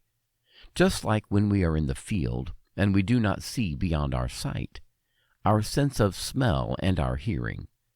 Relying on our emotional guidance system means relying on a broader and more accurate evaluation system. The strange thing is that we trust every mechanical and electronic evaluation tool, taking for granted the indication, like the odometer of our car, the speed indicator, or the GPS, when instead we doubt or don't pay attention to our precious multidimensional direction indicators. To fully utilize our emotional guidance system, we must pay attention to the feeling that a given thought and a given circumstance gives us. What does the thought of that person convey to me? How does that thought sound in me? What emotion gives me the thought of starting that project? Fear, doubt, or enthusiasm beyond any obstacle that may exist at the moment? Behind a wall, perhaps a path in a beautiful landscape can be hidden. This landscape can represent our life and our vision once given credit to our inner senses and our emotional guidance system that tells us that somewhere there must be a road, a small door, a staircase, a passage across that wall which now divides us from the path of our vision of future life. The beautiful landscape, precisely. Doubt or enthusiasm beyond any obstacle that may exist at the moment. The lack of attention can lead us to ignore these inner signals that can help us not to take the roads that do not belong to us and do not bring us to our highest good. It is best not to walk the streets, then you need to go backwards. You risk losing time and energy, causing harm to themselves and to others. The question is therefore, are you willing to invest in the inner powers that belong to you by nature? Are you willing to work on your inner senses that will allow you to live a richer and more joyful life from all points of view? No money is needed to invest. Just decide to pay attention to your inner world of sensations and go ahead with confidence on the path of your own vision of life. Too many artists die doing things for which they were not born. Too many men and women live in the shadow of a life that does not follow that of their maximum potential. Your life is not the one that society imposes on you, but the one you choose, day after day, following yourself. Stop every day and explore the potentials of your life. Don't be afraid to ask more from yourself and your life. If you were born a blacksmith because you were born of a family of blacksmiths, you can become anything else you feel deeply about, despite your momentary reality. The only rule is to listen to your inner senses and what they communicate to you. Emotions have reasons that reason does not know. Have the courage to lend an ear and follow their whispers beyond what society wants to believe as fair, pleasant, or successful. The first real success is to follow yourself. All the rest will be given to you as a result if you really want it and with the right intention. You will follow yourself learning to listen and follow your inner guidance system. As for learning a new sport or a new profession, with practice and due attention, the margins of evaluation errors will become less and less, bringing you to the full mastery of new skills and perception skills towards a more life, full, rich, and majestic. This is the road to your innate inner power and full potential. Have the courage to follow your vision. Stop every day and explore the potentials of your life. Chapter 27. Exercise your intention. Intention is the first instrument of conscious creation. Through it, it is possible to move events, circumstances, and to bring into our lives the magic of synchronicity, or to make life become an orchestra accorded to our la. The ability to direct one's intention consciously and consciously is a faculty given to the human being to direct one's life in the desired direction. And in time you begin to channel their intention, you will see amazing changes in the seemingly random process of things and events as it affects voluntarily in the field of possibilities. Intention is an active and never passive process of inclusion and never exclusion. To understand the concept, just think of it as a beam of light that we project into a vast, immense room in shadow, which represents the universe of the pure potential of the event. In this universe there already exists, at the potential state, all natural events, possibilities, sensations, emotions, and objects of infinite combinations that are just waiting to be chosen, to be turned on. With our intention, represented by a luminous torch, we light up and illuminate those areas of pure potentiality of life combinations, recalling them in our individual and subjective experience of life. In order to be masters in the creative process, and to manifest only the desired things and never the unwanted ones, we need to exercise our power of choice wisely. That is, the ability to attract only the things we want in the process of manifestation in the material world. It seems an obvious concept, but many people, through their fears and concerns, turn their attention to areas of the room of possibilities, where the events they fear and want to avoid reside. Their intention, although not properly voluntary, directs and illuminates with attention precisely those areas of the room that they would like to avoid. The conscious intention, on the contrary, requires a commitment to address in, but conscious and aware of one's mental energy only in the direction of the desired things. In this sense, those who seek find, and ask and will be given to you. We ask with the intention to have, to be, to experiment, and to become, consciously directing our attention only to what we desire and experiencing in advance at the virtual level that same reality that we yearn for through the process of imaginative focus, which represents the second step into the path of creative mastery. The intention is our redemption. Through it, we have the precise and luxurious ability to choose our life experiences and to see them manifest in the game of creative deployment, first as well as coincidences, and then in the clear and distinct feeling that things are going just like we put them in our mind.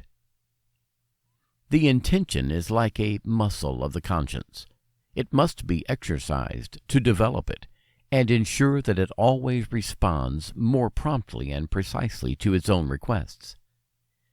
Like all learning processes, at the beginning it will be more difficult, but gradually and with practice, the lighting process of the areas of reality that we want to turn on and bring into our reality will become increasingly easier, giving not only the manifestation of what you want, but also that feeling of joy and triumph that represents the awareness of your being, of being the king of your own experience. Chapter 28. Imagination as an instrument of creation. Focus your life. The deliberate creation of their own reality and the conscious manifestation of their dreams and desires passes not through a process of fine mental and emotional fire whose main instrument is the imagination. Imagination is an extraordinary creative tool given to human beings to create their own reality. Whether we are aware of it or not, our inner visions, our expectations, our beliefs, our fears are all projections of the conscience towards a reality that, sooner or later, will become manifest in the life of the individual. The future is like a series of fuzzy images that gradually come into focus through reality, through the lens of the imagination. These images become more and more focused on an emotional level in the consciousness and gradually become a space-time continuum, which then turns into its own now. The conscious manifestation of its own reality, which is a dream, a desire, a fear, or a positive expectation about something like an event or a fact, goes through a process of imaginative focus of an image, feeling, or emotion that is gradually brought into focus and fixed in the individual consciousness. Since the material reality that involves every human being is constituted by the projection of his consciousness or awareness, it follows that by influencing the consciousness itself through certain mental and emotional processes, it is possible to write consciously on the inner film, or in the internal script, everything what then is faithfully translates into reality. The fundamental step to consciously express one's own reality is, therefore, to consciously write the script of one's life, then translating it into a real film by focusing on the individual frames or scenes that we want to happen in that movie we call our life. Since everyone creates in every moment, and in every moment of their life through their mental images, whether they are aware of it or not, the first step to create is to consciously put to work that extraordinary and powerful gift that every human being has, but few people know how to use in his favor and for his own benefit: his own imagination, or the ability to focus on the scenes of his own film of his life. When we become clear about our goals, our vision of life, and what we want to achieve from the point of view of our own well-being and evolution as a human being, we need to ensure that the mirror of our consciousness reflects only what we want. This first requires a shift of the focal point of one's imagination only to what we wish to achieve, leaving aside any fears or doubts. Although fear has at times the purpose of warning the human being against possible dangers, an imaginative focus based on fear has the effect that the mirror of conscience, which, as already said, faithfully reflects in reality all that it sees projected on it, manifests just what you wouldn't want to happen. On the contrary, an imaginative focus on images and sensations of what you want to achieve and manifest will make you see then reflected in reality the images, the nuances, the colors, and the contexts of the mental scenes visualized and focused through a mental and emotional focus defocus process, also called imaginative focus defocus. The image at first blurred of one's future will come with time more and more focused in one's consciousness, and, consequently, a process of manifestation will follow in the real life of the individual. In this sense, life is at first a blurred dream that is then, consciously or unconsciously, brought alive into manifest reality. Also, if a mental image acquired, with more and more strength with its repetition in one's mind, so much as to dig the furrows in one's own conscience, to then manifest oneself. A single mental image or thought form already represents a form of manifestation, even if not visible and concrete. The mental image is like a seed that, in a woman's womb, grows and develops day by day until the birth of the creature that represents its manifestation in the real world. The creature existed from conception and continued to develop in the womb. The union of one's own capacity of choice, represented by one's intent, combined with its own power to focus on one's life through a work of constant imaginative focus, defocus. It represents the royal road towards the conscious and intentional creation of one's own reality. The one who creates in an unconscious manner often does so in a zigzag, proceeding groupingly, and often being hindered by a poorly directed focus, for example, on his own fears, his own doubts, and what he does not want. On the contrary, those who consciously create and follow certain rules of consciousness do so directly and by the shortest way. For this reason, once we know the rules of this game called life, we often witness a real rebirth of the individual who, finally, and with a sense of ineffable joy in the soul, starts to become the artist, the actor, and director of a potential masterpiece that is represented by the film of his own life.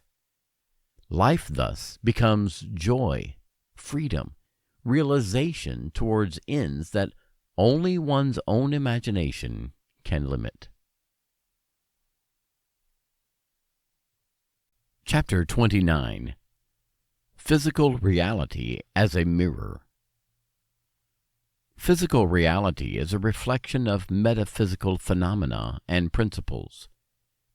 It is like the difference between an ice cube, physical reality, the equivalent of water and steam, the thought that underlies the event. The basic substance is the same, but its shape depends on the state of manifestation in which it is at the moment. For this reason, it is useful to use images of the material world to understand how the immaterial world of thoughts and creation works through them. Among these images there are those of the pull with a bow, and the sun, the lens, and the fire. Chapter 30. Creating is like shooting with a bow. The process of shooting with a bow and hitting the target with the arrow is a perfect material example of the principle that underlies the targeting of an intangible target, that is, reaching a goal through the intentional creation process. What the archer needs, or the person who wants to achieve a goal, is to take a bow and activate his intention there. The arrow represents the desire to be experienced. The act of stretching the bow is the conscious act of focusing, on an imaginative level, on the desire already reached and experienced personally, and in its various components on a mental and emotional level. It should be emphasized that a thought that does not arouse emotions has almost no strength to create the equivalent in reality. It's like pulling a bow with a slow and not very tight rope. The result will be that the arrow, our desire, will not have the strength, the necessary push to activate the process of material manifestation. For this reason, the emotional and emotional component is so important, and it is so important to follow the paths of one's heart, that is, of one's greatest emotions and of the most true and intimate vision of one's soul.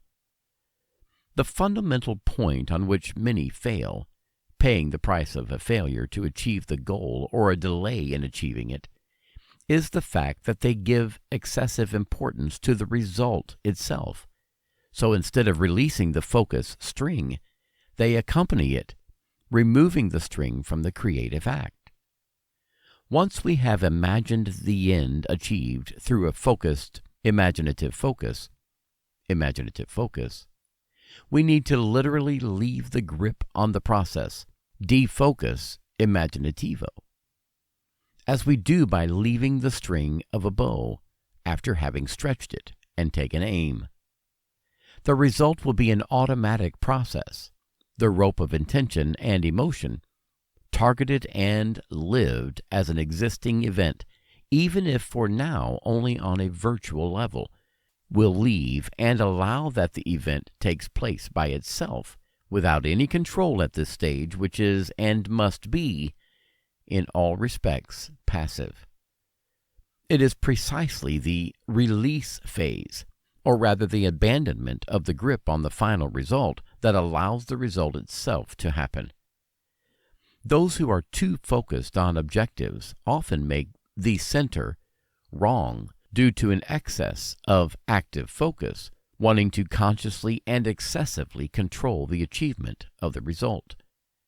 The point is this: the circle closes and the results open when once imagined the end reached, and after having tasted and appreciated it on an imaginative level, let go of the grip, the tightrope of the bow, and allow the bow to release its force towards the launch of the arrow, desire, towards its material manifestation, hit the center.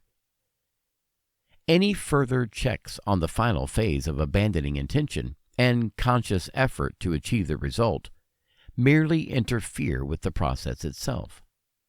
Sometimes it is enough to give up the desperate grip of control, the greed for the result, to see appear in your reality synchronic messages that show us a taste of what we want.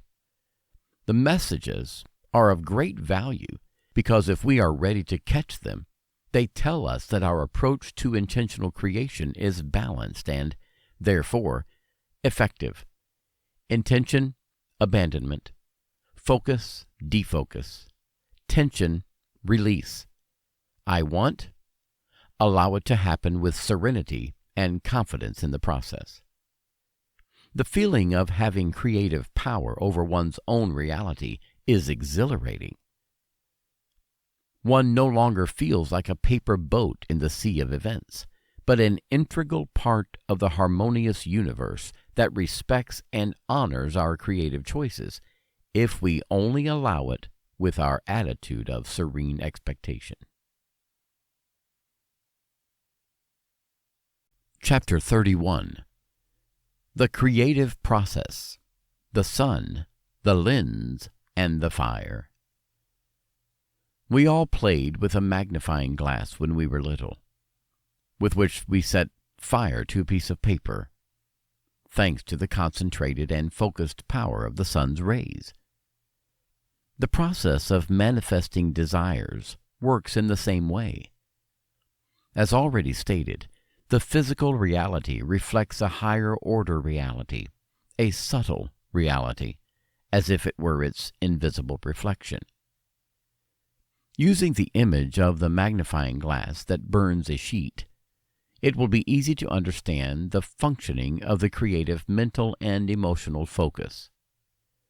In the metaphysical reality, the sun represents our intention, whose intensity has great importance in its very power to burn the paper under the lens. If the sun is veiled by clouds, uncertainties, and doubts, its strength will not be sufficient to complete the manifestation process. The magnifying glass represents the powerful tool that is always at our disposal, the imagination, or our ability to focus and converge our thoughts and emotions on the feeling of desire already achieved. The card represents the canvas of reality, on which we have the power to engrave and write through our thoughts and our focused emotions. It is important to underline that empty words and thoughts, that is, sentences repeated without feeling and emotion, therefore without an underlying force, they do not have in themselves such power as to be able to make the paper burn and therefore to bring into reality what was displayed with focus. The distance of the lens from the sheet of paper represents instead the intensity of the desire that differs from the sun, power of intention, in that one can have a strong desire to be, do, or have something, but one may not have the necessary intention to give force to desire itself.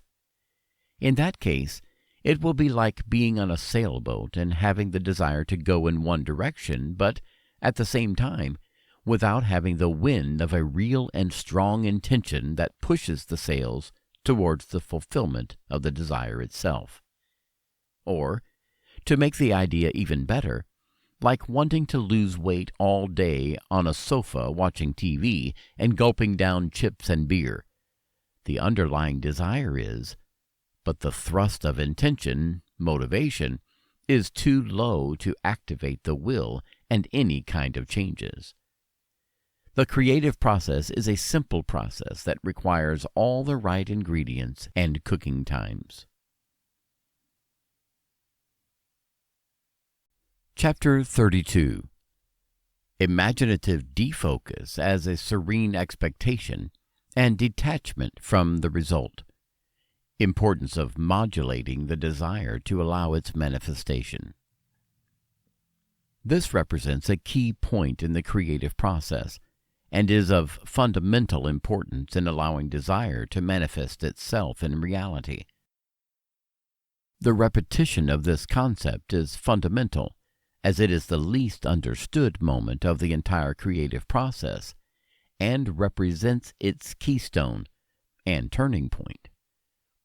As has been said, the conditions that allow the creative process to manifest a desire, vision, are 1. Intention to reach it, solar rays intensity. 2. Imaginative focus, magnifying glass. 3. Imaginative defocus, serene expectation without attachment to the result. But how can the importance of desire be framed in this process? What is its relevance? What importance does its intensity have? This is a fundamental point, the keystone in the creative process. Without this understanding, we risk nullifying every completion of the process itself. Desire, in view of the similarity of the lens that burns the sheet, is represented by the distance of the lens from the sheet, or from our attachment to the result. Being too attached to the result, thus giving too much importance to the situation or thing that we want to achieve, hinders the power of focus and dampens the same power of intention, literally dispersing its rays. To realize this, take a magnifying glass and bring it closer to the paper until its rays are concentrated, focus, in a small point. Now try to bring the lens closer. The result will be that the focus point of the sun's rays will be dispersed by widening the center as we approach the lens to the paper, removing its power of concentration and focus. The distance of the lens on the sheet represents the intensity of desire, which often, unfortunately, results in a real feverish need. This means that the intensity itself must be modulated so as not to create attachments to the result. How is intensity modulated so that it is not excessive and counterproductive? By reducing the importance of achieving the result and replacing it with a serene expectation that things will conform in their time and in their ways to our intentions. This is why it rains in the wet, and all the water goes to the sea. Money always goes to the rich, who will become richer and richer. He doesn't have the strenuous need to have. He has no attachment, or at least does not have it as the poor, who not only insistently asks, with a strong attachment and an excessive importance, but the power of his intention is obscured by the doubts of being worthy of the abundance, or even the fear of becoming rich. If you think that this is not your case, at least feel and recognize around you how many people at the bottom of themselves are denying themselves by saying inside them, "This is not for me. I can't afford it." This is not an invitation to spend what is not has, or to possess things that at that moment cannot be allowed, but an invitation to broaden one's inner horizons towards a world of abundance and fulfillment.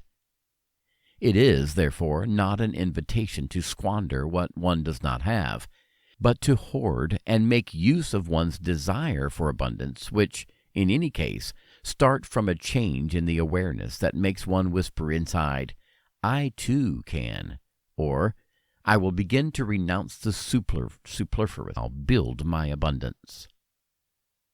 Modulating the intensity of the desire with the imaginative defocus phase and of serene expectation is therefore fundamental in order not to hinder its manifestation in reality due to an excessive attachment to the result.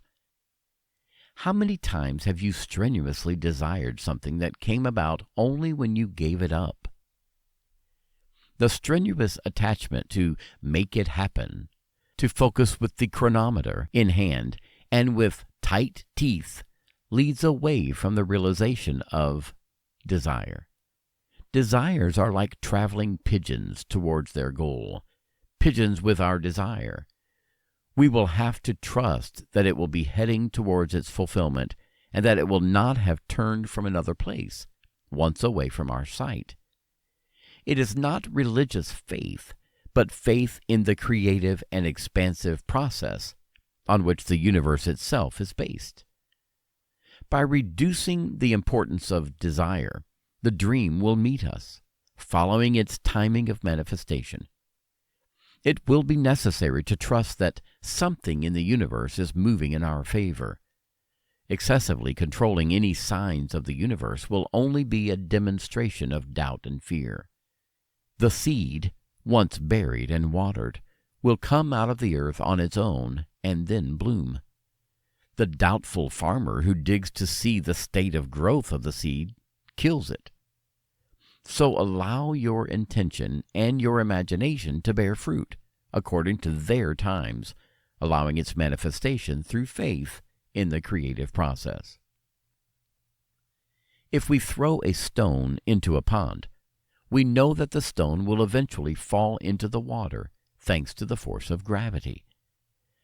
This is a process we take for granted, as it has already been acquired by our parents and our ancestors.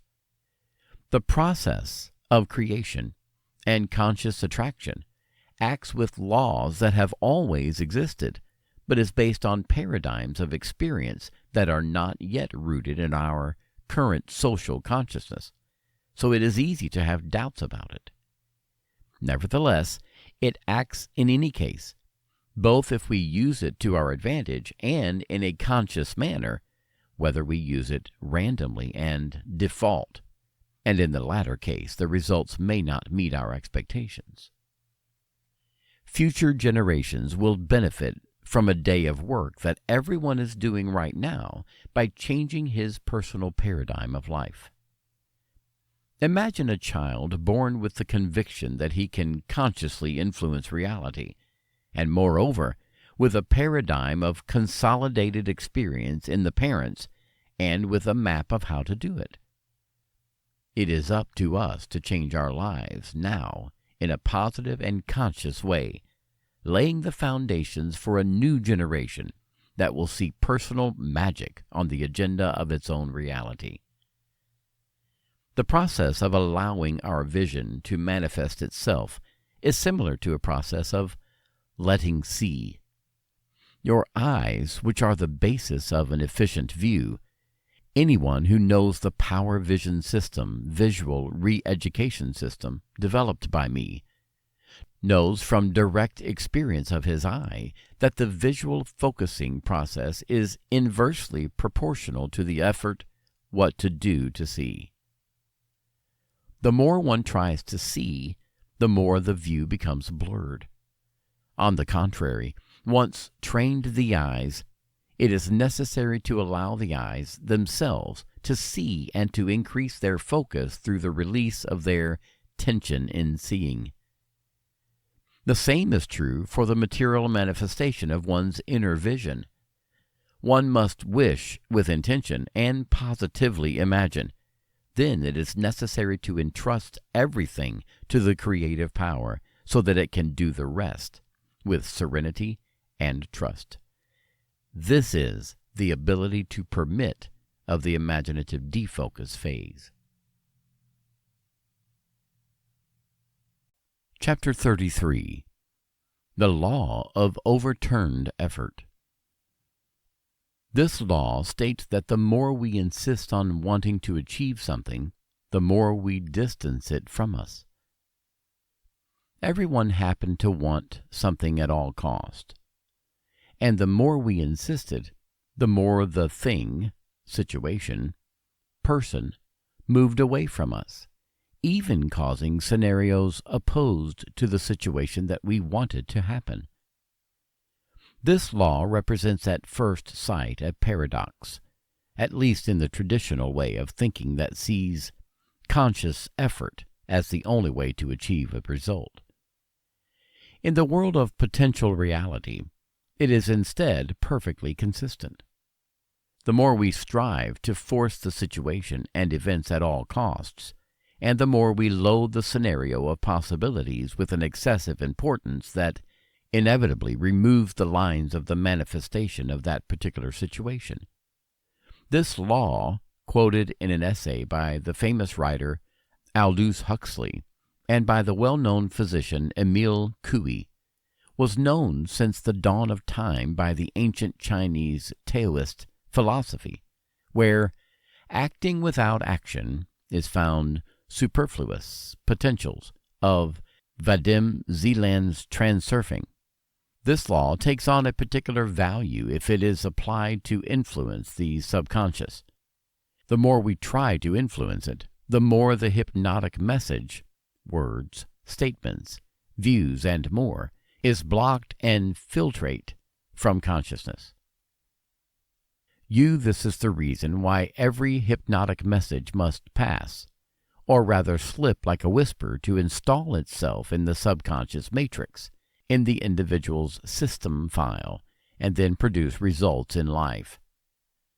The law of reversed effort is the basis of the imaginative defocus phase, as explained in this book. The active phase of the process of conscious manifestation, which is the imaginative focus, must then give way to the serene expectation that the prototype, thought form, of what we want is being manifested. The classic mistake of the beginner on the way to learning to the conscious manifestation is to use this important metaphysical law to its complete disadvantage, making forced and established visualizations on precise schedules, schematizing the whole, and wanting to make a forced commitment. Even a single mental focus of the desire already achieved and the objective already achieved is often much more effective than 100 forced views that, in almost apparently a paradoxical way, can lead to opposite effects to those imagined. According to the law of reversed effort, the best results will be achieved with the least effort and the least importance toward the result itself. It is necessary to keep within itself the certainty of being worthy of that to which it aspires, and which, in some way, the universe is reorganizing, bringing on that line of manifestation potential. The universe is abundant and full of infinite possibilities. Why shouldn't it be satisfied?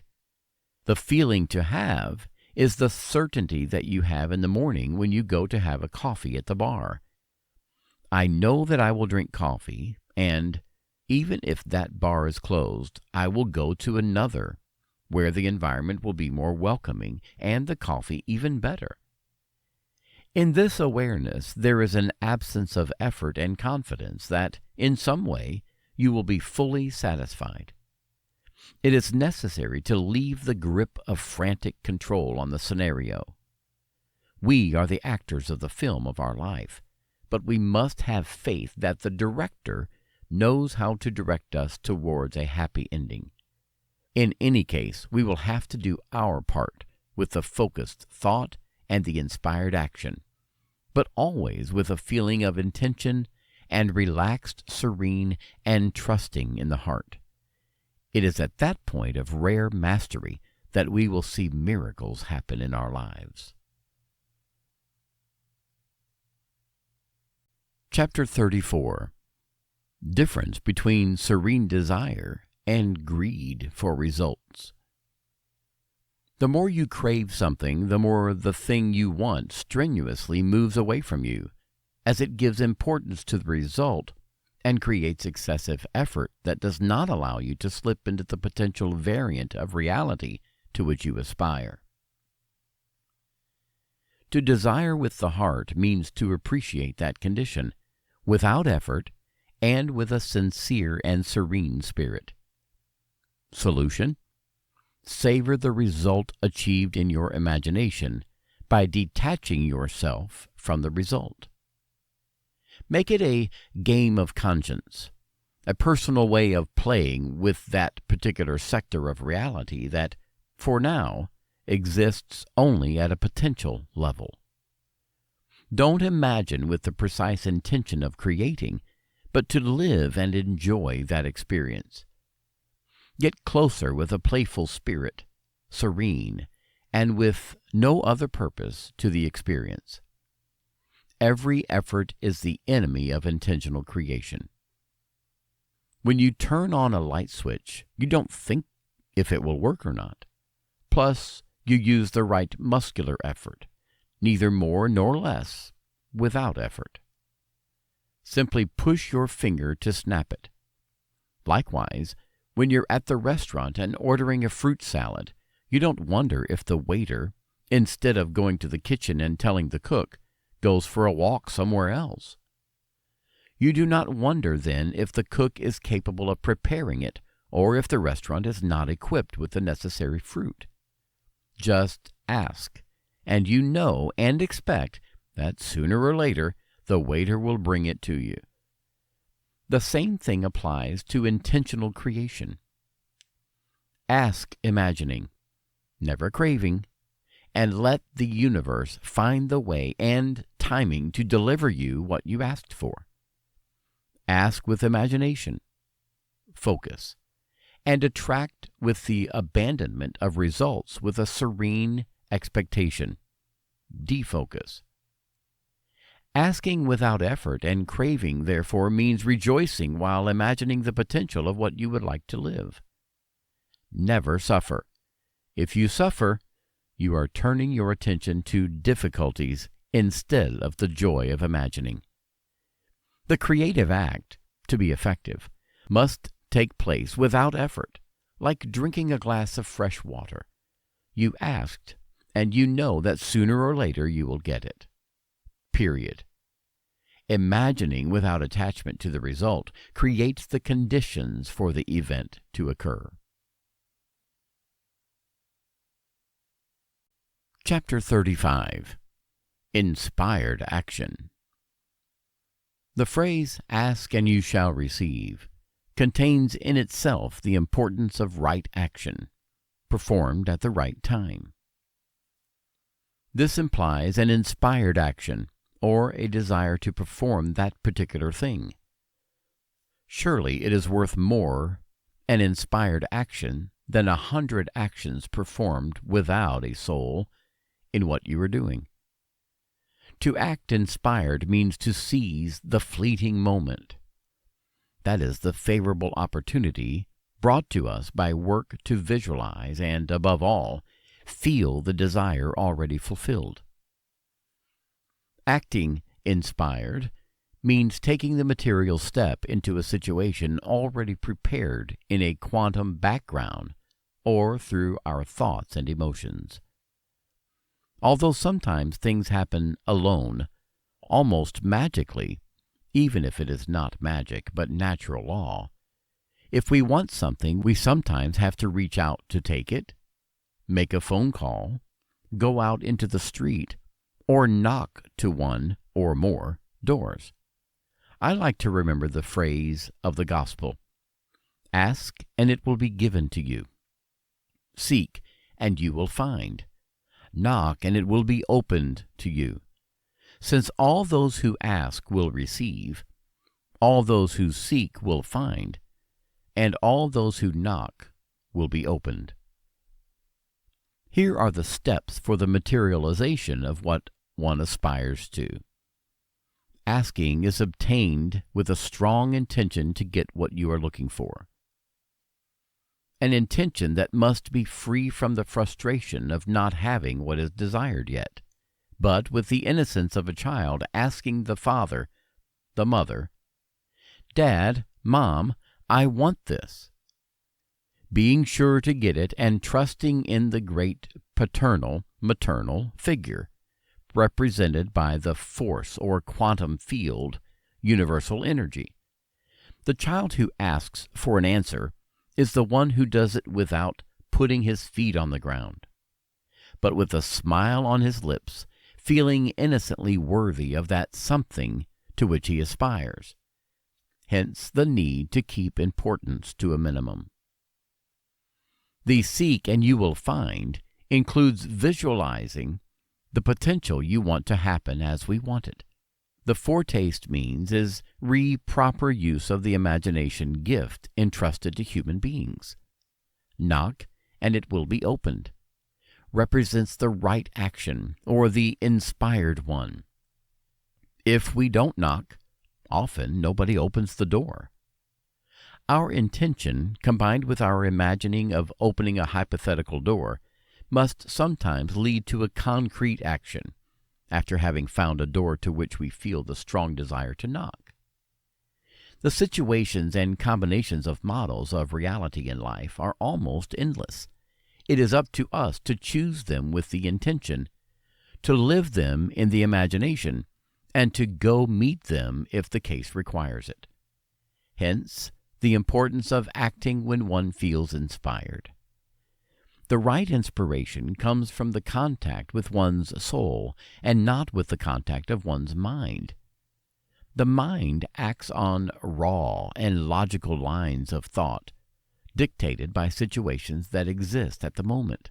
The soul acts on parameters that go far beyond mental knowledge and conjectures. It is like stepping out of a labyrinth, as we are inside, looking for the exit from a horizontal perspective, just as the mind would with its limited perspective, or looking from the outside, from above, as the soul does in every situation, having a multiple point of view, not linear, but multidimensional. Hence the importance of making contact with one's soul and learning to listen to it. It is not enough to visualize and imagine. Sometimes it is necessary to knock and act so that our dream manifests itself.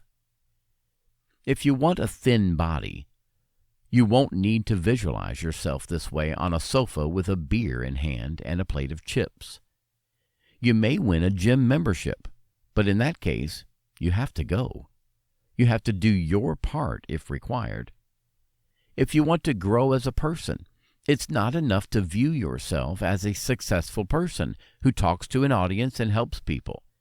You have to spend your time fruitfully, learning something that makes you grow.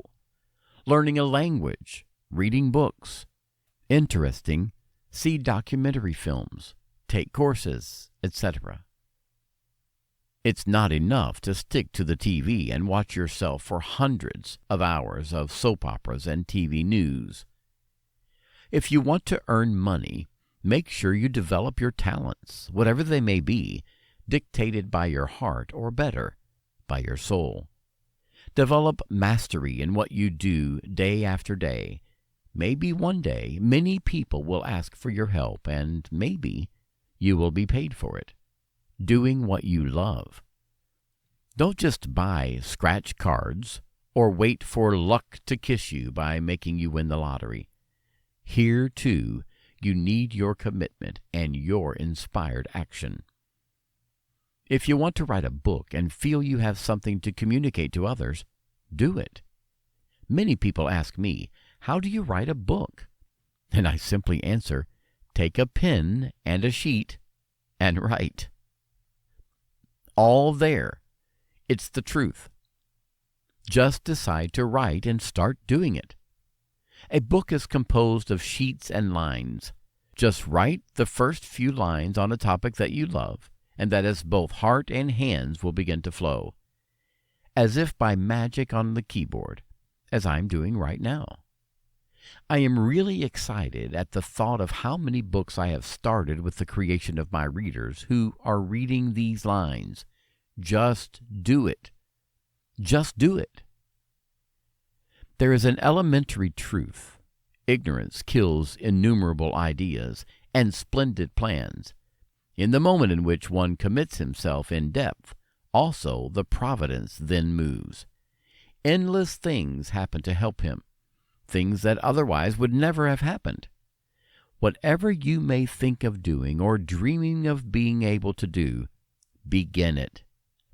Boldness has genius, power, and magic in it. Start now. W. Goethe.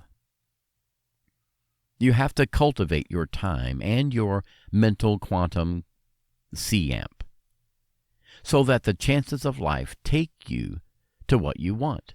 But often you have to get up to take it. Do it. Take action.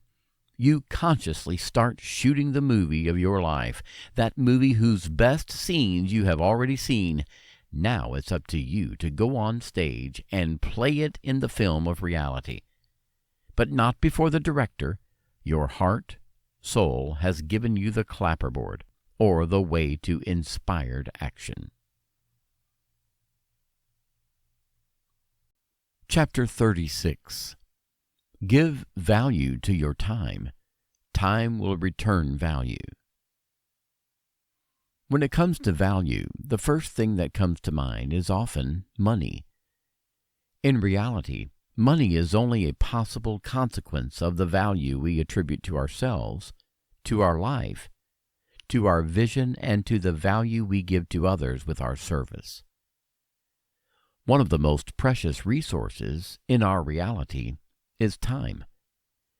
There is enormous value and enormous potential over time and how it is used. Over time, there is the potential for growth and the transformation into valuable individuals. Although every human being has its own real value, it is up to each person to spend their time to reach the maximum potential of themselves by cultivating their own unique talents and then making them available to others. Every moment of our day has its own potential in terms of growth and transformation. When you begin to value your own time, engaging in the growth and development of your potential, through the unfolding of your vision or life plan, the first result is your own growth as a person. From a new point of view on the scale of growth and awareness, we will succeed not only in being valuable individuals in what we do, but life choices will be born from a broader, mature, and evolved point of view. A being on the path of one's own conscious evolution that wishes to develop one's talents and materialize one's vision makes good use of its time. The study of others who made it in our field or in life, constant practice in what we want to improve on, following our own deep passion, leaving aside what is not love. Hence the valorization of the time factor, which constitutes a precious resource that many waste in front of the television, reading gossip newspapers, and not investing in any way on their growth and on the listening to one's inner vision. It is enough to imagine the enormous potential that exists in time enclosed in an hour a day, removed from useless situations, and invested in one's personal growth. Even 1 hour a day of study or mindful thinking about the to-do for one's projects is like the accumulation of money in one's bank account of growth and evolution. Imagine that hour multiplied by 1 year, 5 years, or 10 years. Imagine the increasing returns that come from the new person that will emerge from those moments of study and reflection. They were also about imagination of one's goals achieved and the qualities one wants to achieve. Imagine your potential. Just imagine it now. Taste the possibility contained in time to reach the maximum of yourself, the lifestyle you desire, and everything that makes your life worth living. Start giving value to your time. Time will return you value. There is no favorable harvest for those who are not willing to enrich the mental field of their conscience day after day. Chapter 37. The genie of the lamp is your subconscious. Influence it with empowering beliefs. Imagine two identical people, both in physical appearance, in financial position, and in the current situation of life, as could be twins born in the same family. The only difference that distinguishes them is their different vision of life, their beliefs, or the field of possibilities that they consider as possible or impossible to put into practice in their existence. A twin believes that life is effort, injustice, and lack of resources, where only the rich go forward, while all the others are forced to stay at the stake, waiting for maybe one day things will settle thanks to contributions and concessions, state, or, worse, thanks to the quest of scratch cards or a hypothetical lottery. The other twin, on the contrary, although identical in everything, thinks it in a profoundly different way. His vision of life is much broader and ever-expanding. He believes that life can be built piece by piece, both in terms of financial well-being and quality of life. He knows that one of the most precious assets is time, or the precious freedom of choice on how, where, and with whom to use it and spend it. Time is really a precious commodity, especially in today's society, where most people spend most of their lives doing a job they don't like, just to pay a mortgage, a nice car, or to maintain their lifestyle, unfortunately often in installments. The second twin has empowering beliefs that always put it close to a new level of personal growth, and, as a consequence, life then makes it the new level reached, with new benefits and new growth opportunities in a virtuous circle. After 5 or 10 years, what will be the difference in quality of life between the twins? Easy to answer. One will continue to read the newspaper desperately, fixing his attention on social limitations, mass injustices, cursing the corrupt politician on duty. The other will have built and capitalized on his talents, putting them to good use for the benefit of others, bringing well-being and quality in some specific field, obtaining the consequent benefits, both economic and personal. But where is the secret key that generated the difference between the two? The key is one's own vision of life, or all that layer of beliefs of what is possible or not in one's existence. The mind and the model of life that it generates and produces is like a computer regulated by a software or a configuration sys file. Change a few fundamental lines of programming of the software and the configuration file, removing and resolving eventual bugs of the system, and the system itself will move faster, more efficiently, and productively.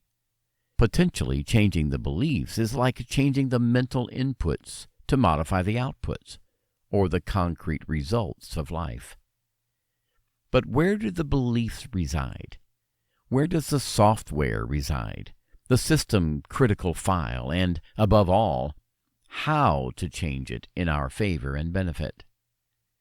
Everything resides in our subconscious, that hidden part of ourself, so the invisible but so powerful because it regulates all our thoughts, our actions, and our results. As has rightly been said, the conscious part, of which we are aware, is only the top of an iceberg. All the rest, or the subconscious part, represented by 90% of the iceberg mass, is submerged. Compared to our mind and its capabilities, what really matters and makes the difference is what is under the water, that is, below our level of awareness. The good news is that it is possible to change the subconscious, submerged part, the critical configuration file that governs our life in every moment of our existence. In a few simple words, even if we are born with the mental software and the beliefs of the twin number one, we will be able to do it with the specific modalities contained in this book to make it work in a productive, winning, and creative way as the twin number two. It is enough to know how to do it and just put it all into practice, to observe the results generated in life itself with astonishment at the beginning, stunned and amused.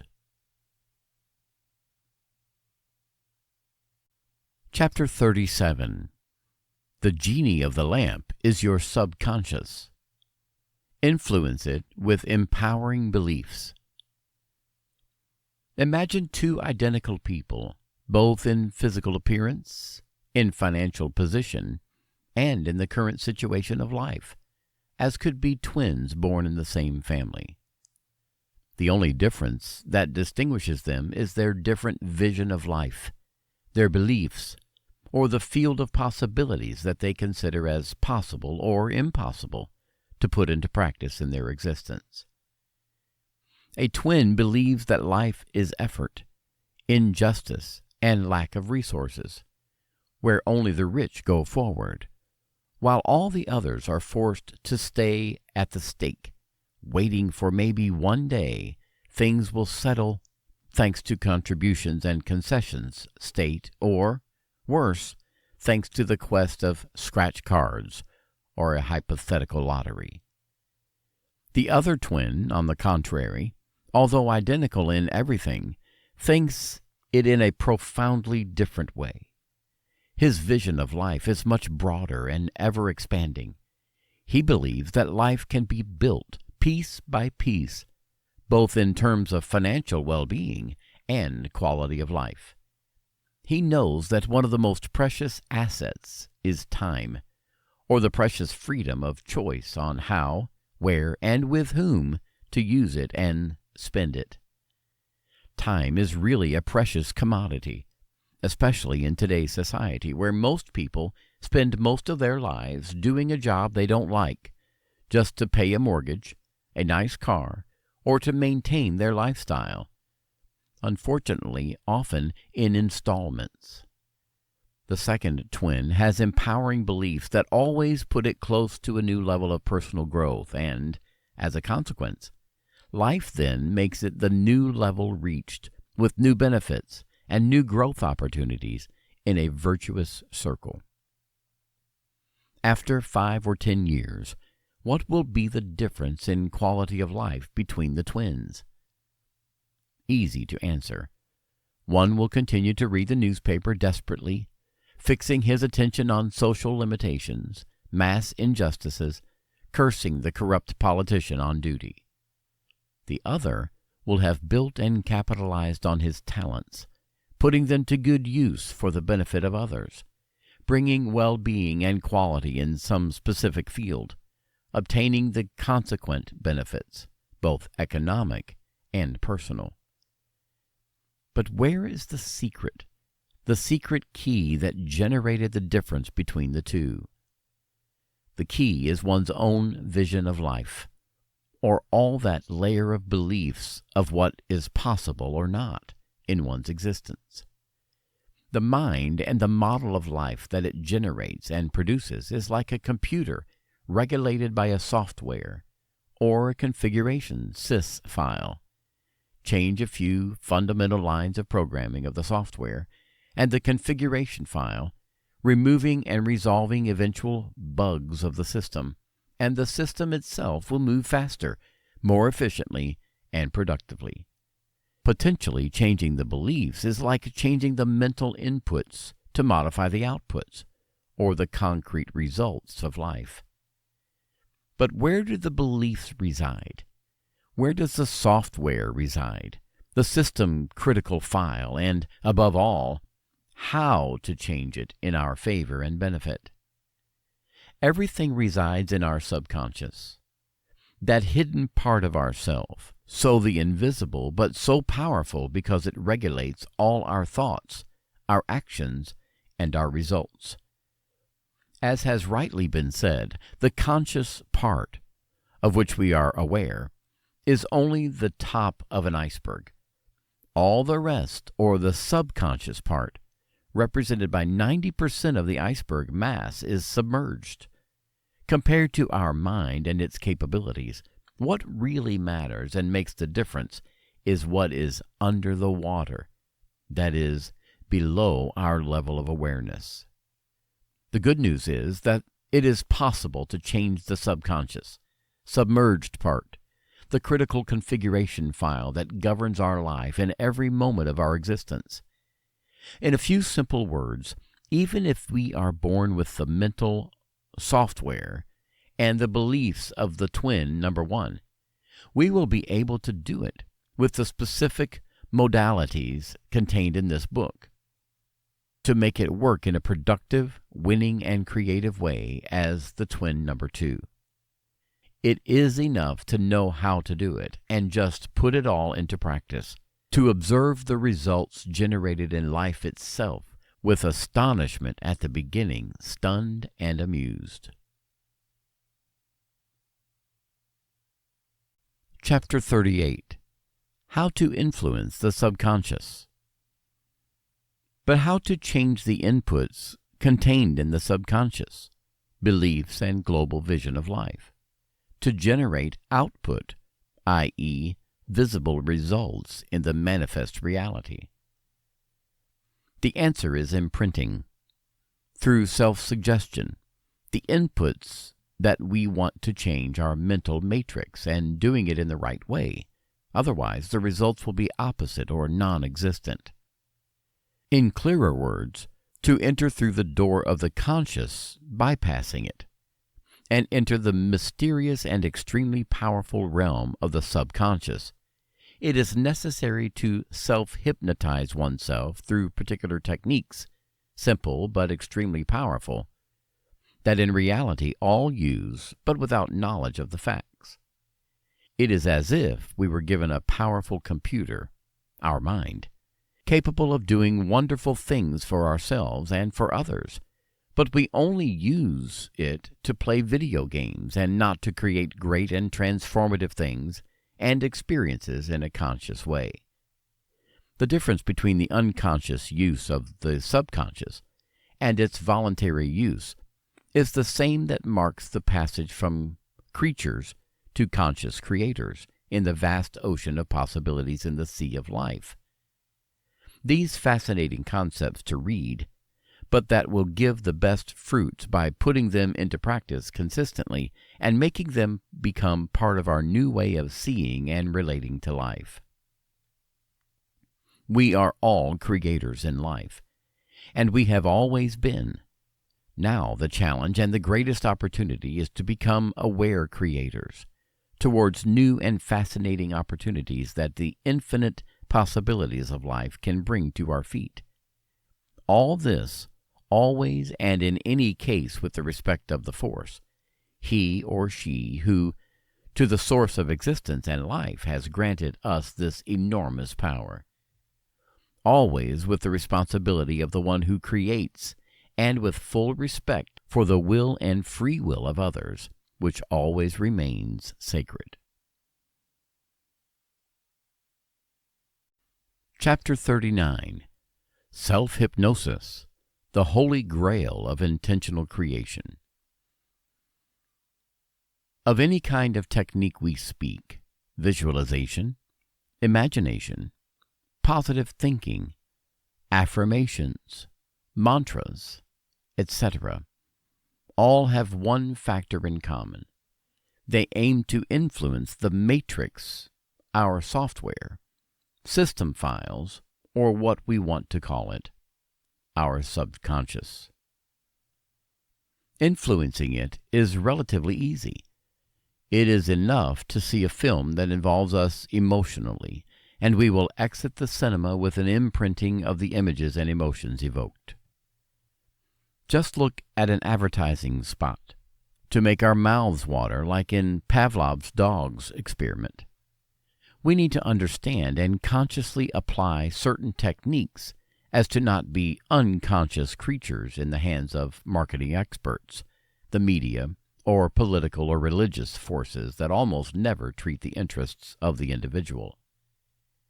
It should get out of the flock and become pastors of the self, living with awareness, direction, and above all, passion for the things they love, often because of our very existence. The fundamental condition for the self-hypnotic message to take root at a deep level in the subconscious is that it is given in a state of slight drowsiness and defined as theta state of brain waves. When the conscious is at rest and does not judge, criticize, and block the message you want to instill, and can then create the desired effects within the self and then the material manifestation. Stating, "I am rich, I have everything I want," in a walking state, when the conscious is alert, is ineffective and counterproductive, especially if your bank account is in the red. On the contrary, to affirm it in a state of semi-consciousness, such as when one is about to wake up from sleep or when one is about to fall asleep, allows the message itself to reconfigure the programming files of our mind, the so-called beliefs, only to give way to themselves to act accordingly in the material world, as if already achieving a prosperous life. The mere fact of feeling rich and well off financially makes it possible to make choices and actions different from those produced by a mind that feels little worth. To change oneself at a deep level allows one to change one's world. Changing the input allows you to change the output. Life is a faithful mirror of our beliefs.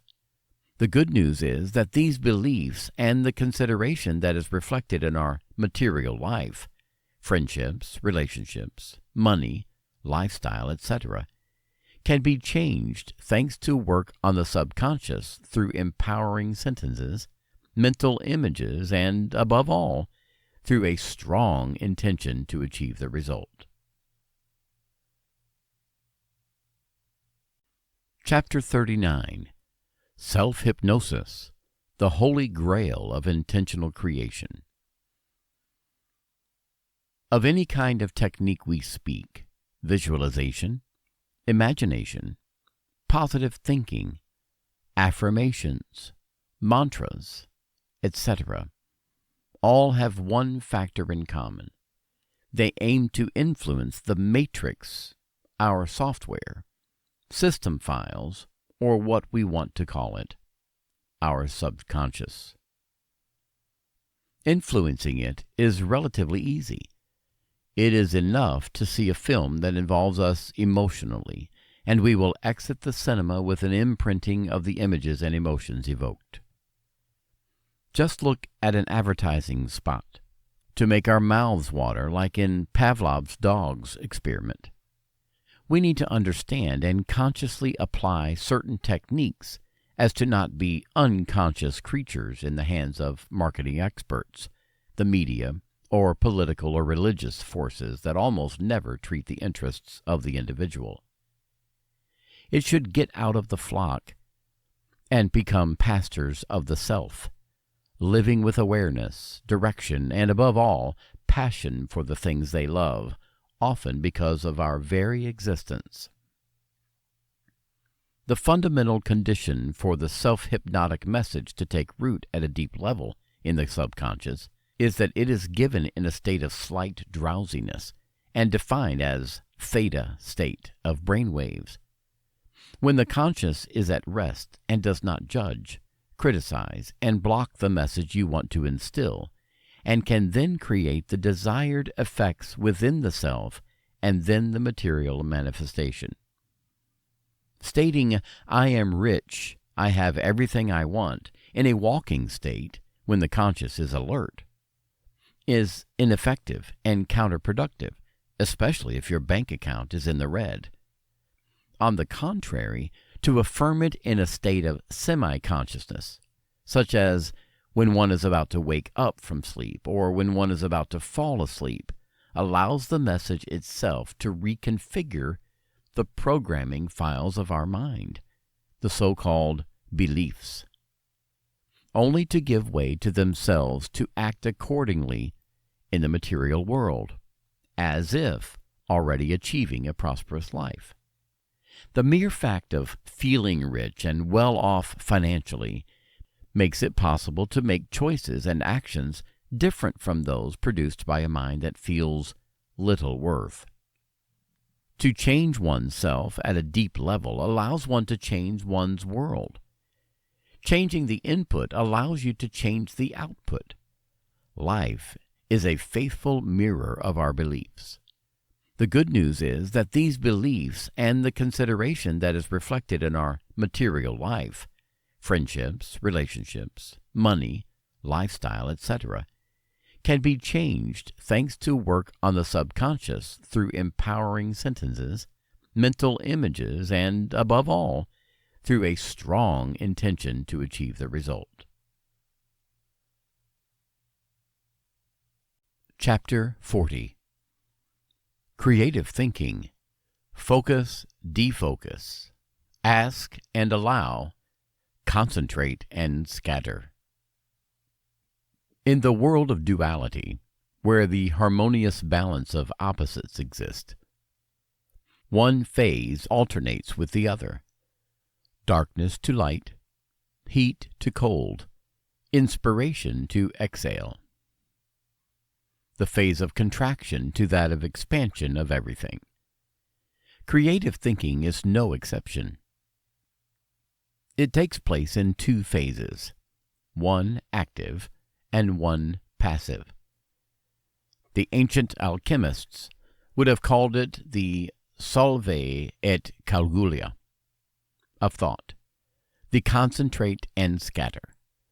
The first phase is the active one, of focusing the thought on the sensation of the wish fulfilled. When virtually and imaginatively one experiences the visual, auditory, kinesthetic, and eventually olfactory sensations of what one wishes to experience, create, and live in reality. This requires an active concentration of thought, and we could call it the yang masculine phase of the creative process, referring to the symbol of the Teo as, indeed, harmonic alternation of opposites. The second phase of the creative process is that which allows thought to spread in the universe and to bring back, by resonance or attraction, the corresponding vibrational of thought itself, until, having reached a critical point, it then collapses into reality, manifesting the thought originally focused. This can be defined for a to better understanding, such as the yin feminine phase of the materialization of thought. Both phases are fundamental and complementary in the process of intentional creation. Neglecting one of the two phases leads to hindering the process of manifesting thought, or, at best, a delay in the event itself. To make the concept clear, it is as if we launched a paper airplane into the air, and the airplane represents our thought that we want to materialize. The active phase of the creative process is that of the launch. What we have to do is give confidence to the airplane, our focused thought, which once it has detached itself from the hand, will fly and reach its destination, manifesting itself in reality. It will be completely counterproductive to continue to push the airplane once it is detached from the hand. This would hinder his free flight, making him fall prematurely and in the wrong direction. Hence, the importance, in order to favor the exact manifestation of thought and not to cause delays in the creative process, to respect the two phases, active and passive, of the intentional creation phase. The first phase is therefore that of asking or inviting through the phase of focus. The second phase is that of allowing, through which we let thought spread like concentric waves caused by a pebble thrown into a pond, and which produces the desired results. Even in the dynamic of the creative process, we can see reflected the subtle harmony of opposites that pervades the whole. Chapter 41. Manifestation in reality in two phases. Phase 1. Imaginative focus. Concentrate energy. To focus one's life means to consciously choose what one wants to be, to do, and to have in that kaleidoscope which are the life experiences. Everyone must listen deeply to themselves, the same, and decide what to see, and then make the deep desires are manifested in reality. The first step of the creative process, as already illustrated, is the active one of focusing one's attention on what one wants to experiment. It is very important that we see ourselves and feel ourselves protagonists of that or those experiences, and we live it in first person and not as spectator, as in a film in which we look at the screen sitting in the audience. The ability to manifest that resides in each individual faithfully creates what we project onto the screen of the imagination.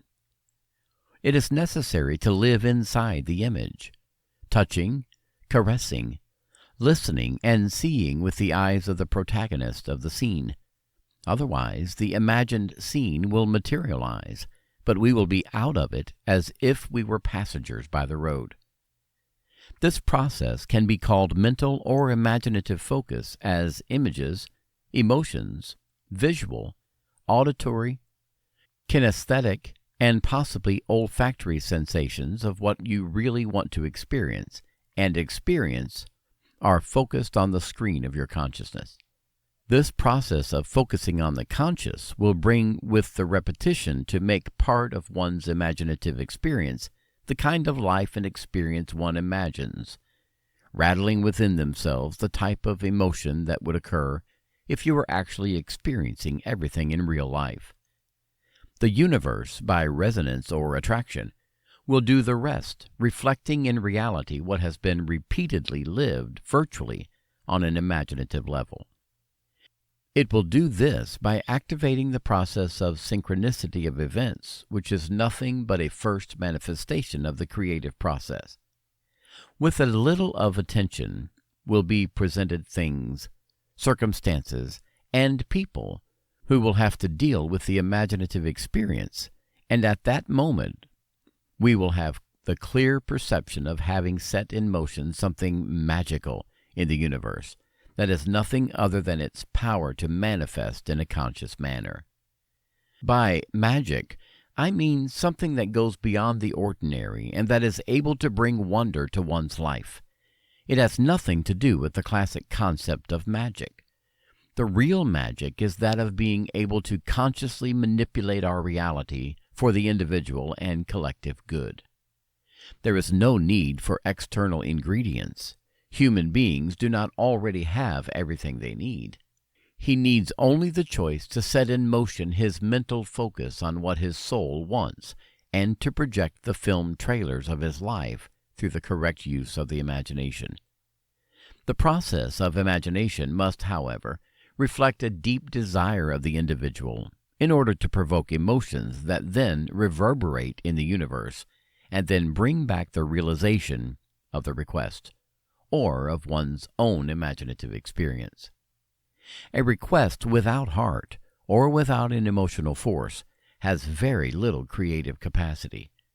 But this is only the first step of the creative process. In order for the circle of manifestation to close, it is necessary that, after the active phase of the mental focus, one lets one's confidence in the universe go confidently. Chapter 42. Step 2. Imaginative defocus. Dispel the energy.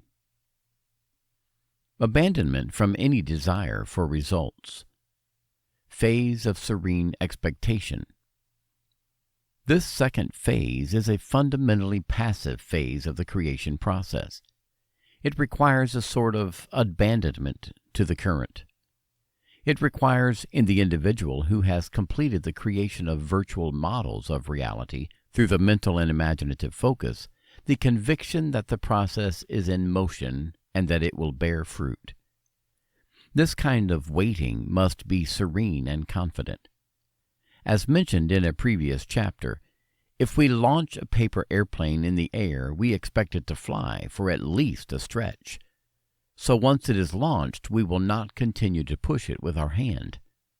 The same thing must be for the imaginative defocus phase.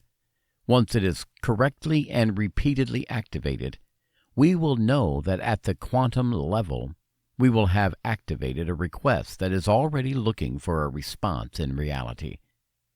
The process of resonance and attraction is what a farmer would feel after having sown. He doesn't go to dig continuously under the earth where he planted the seed to see if it is beginning to sprout, but waits confidently for the seed to come out of the earth overnight and then to flower one day and bear fruit. Clearly, in the case of intentional creation, it will be necessary to do one's part if required by the circumstances. If our desire was to receive something, it will be necessary in some cases to reach out and take it if an opportunity arises, brought to us by synchronicity.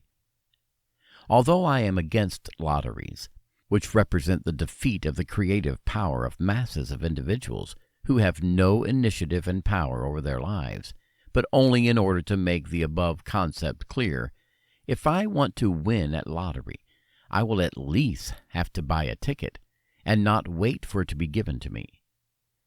In this sense, one must also do one's part, if required, but always in a serene way.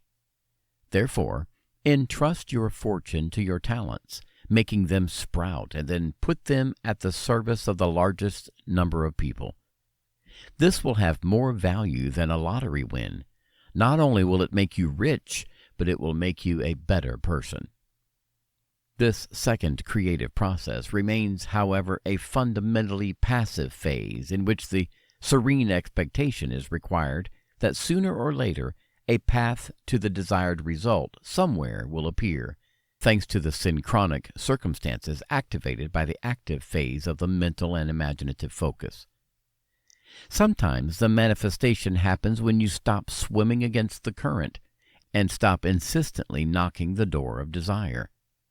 A classic example is when a couple has been stubborn about having children for some time and can't. Often it is the desire excessively charged with importance towards the result that does not allow the desire to be read in the air, bringing its result through resonance or attraction. Stubbornly proving is the opposite of allowing. There comes a point where the couple surrenders by adopting a child, and shortly thereafter, the woman remains magically pregnant after so many failed attempts. In this case, surrender has allowed one's desire to manifest. Another exemplary case is when one desperately seeks a partner. Often, no one appears on the horizon, increasing the sense of frustration and loneliness.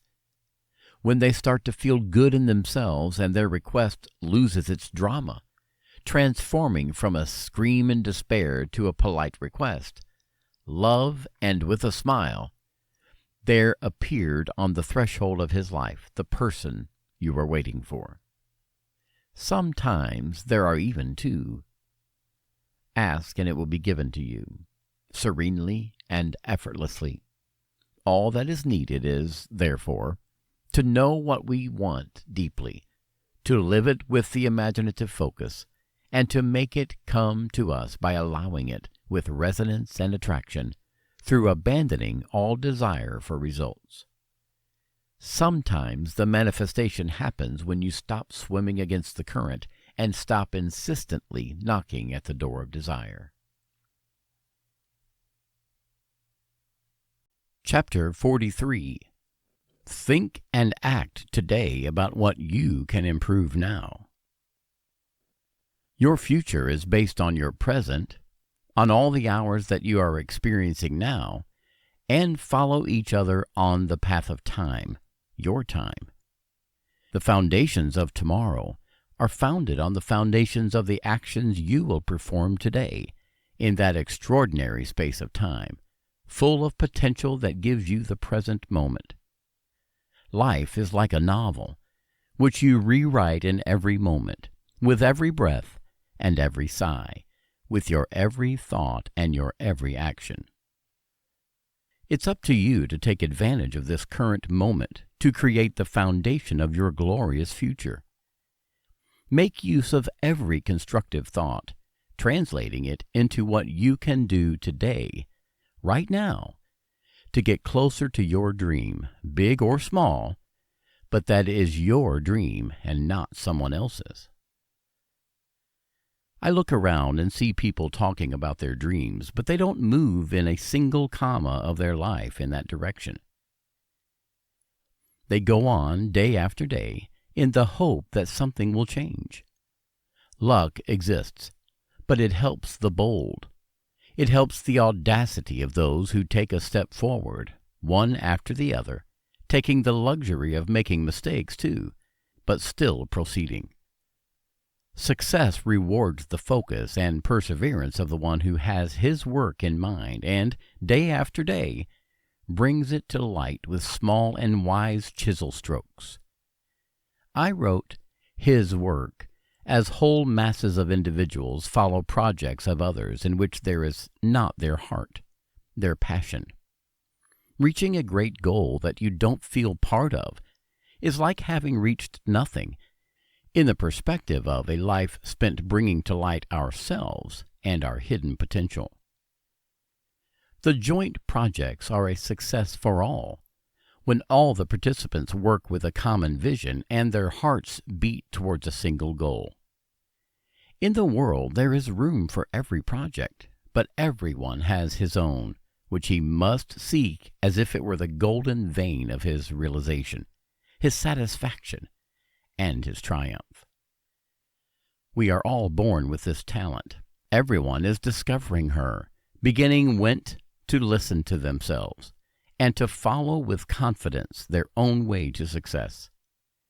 It is necessary to sow, day after day, in one's own mental field, the thoughts necessary to shape one's own project. But, in addition to this, it is necessary to put into practice the inspired action.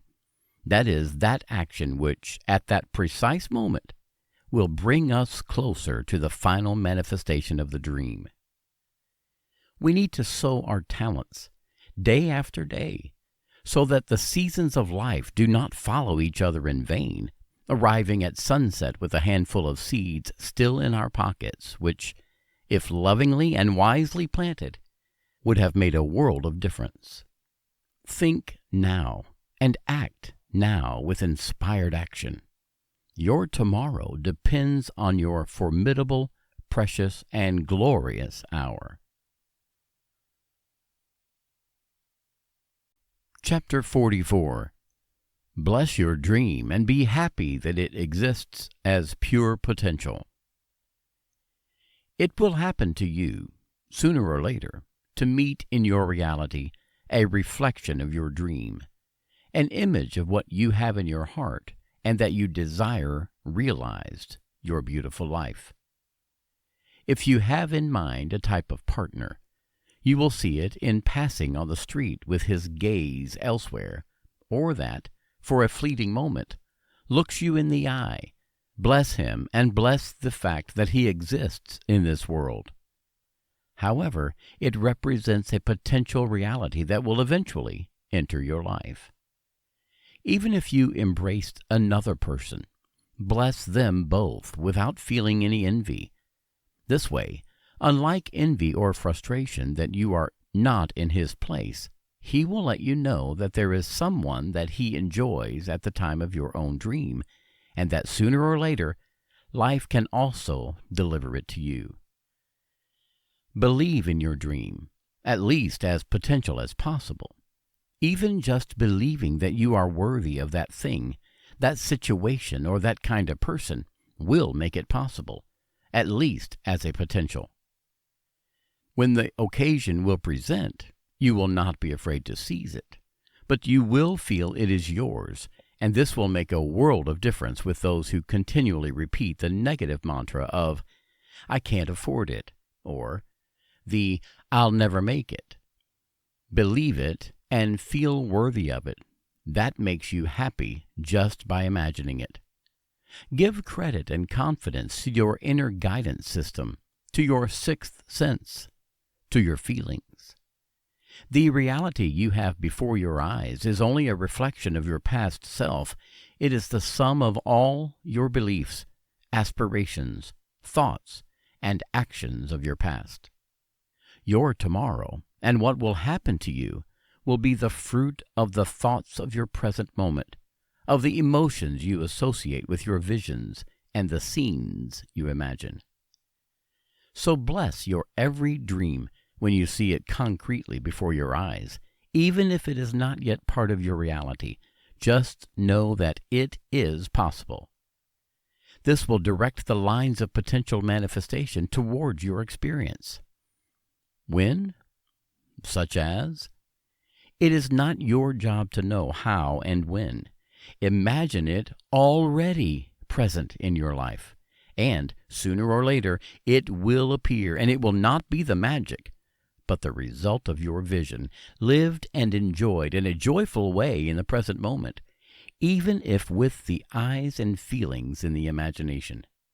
Your dominant feelings will vibrate in the either bringing you back to attraction and resonance for what you are looking for with your heart. Chapter 45. Respect the cycles of life. Life is made up of cycles on an individual and universal basis, flows and ebbs, assets and liabilities. This silent harmony can be seen on a small and large scale, day and night, inspiration and expiration, heartbeats, the alternation of the seasons, and the ups and downs of life. It is precisely this cyclical nature of life that guarantees the harmonious alternation of opposites. On an individual level, to maintain one's harmony and harmony with life, it is necessary to respect as much as possible one's life cycles of sleep, wake, fasting, nutrition, sexual action, and abstinence, euphoria, and pause. Respecting one's life cycles allows the individual to learn to listen and respect each other. Although in modern life it is sometimes difficult, everyone must relearn to regain contact with their own vital essence and their own rhythms.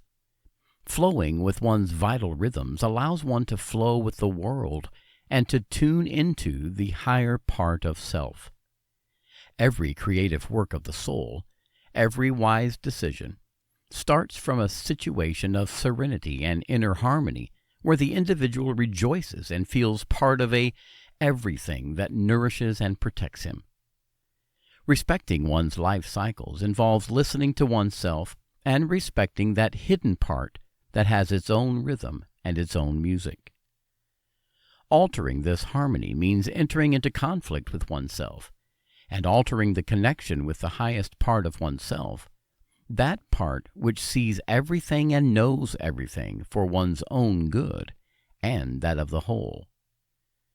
Living mechanically on the basis of fixed schedules, regulated meals, alarm clocks, and unwanted commitments is part of the common routine of modern man, who is drawn into the vortex of life as if he is pursuing something that is always a little further away than where he is. Respecting one's own life implies respect for oneself and a step towards following yourself and your own vision. You can start doing this even in the middle of your current life. Just let go of the superfluous and embrace and value what you really want to follow in life. Magically, by doing this and starting to follow oneself, the true part of oneself will emerge little by little, that which is often submerged by commitments, false duties, and false objectives and needs. A bow which is always stretched no longer pulls with the original force. Even a bow has its own wisdom. Discover yours and follow it. Consider it as a gift to yourself and your ability to be in the world. When you begin to respect yourself, you will vibrate in your world in a more harmonious way because it is more suited to your nature.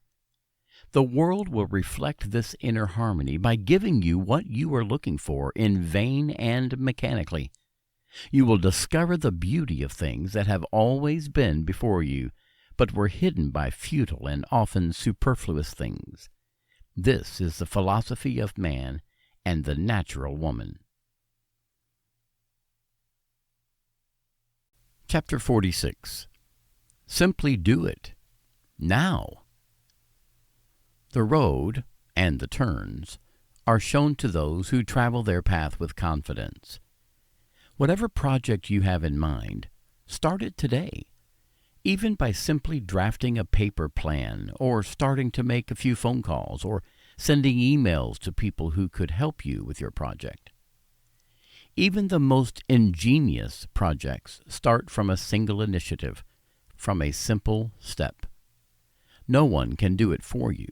You are the one who has to trust what you feel inside you, and who says that there is a path to what you have in mind, or rather, in your heart.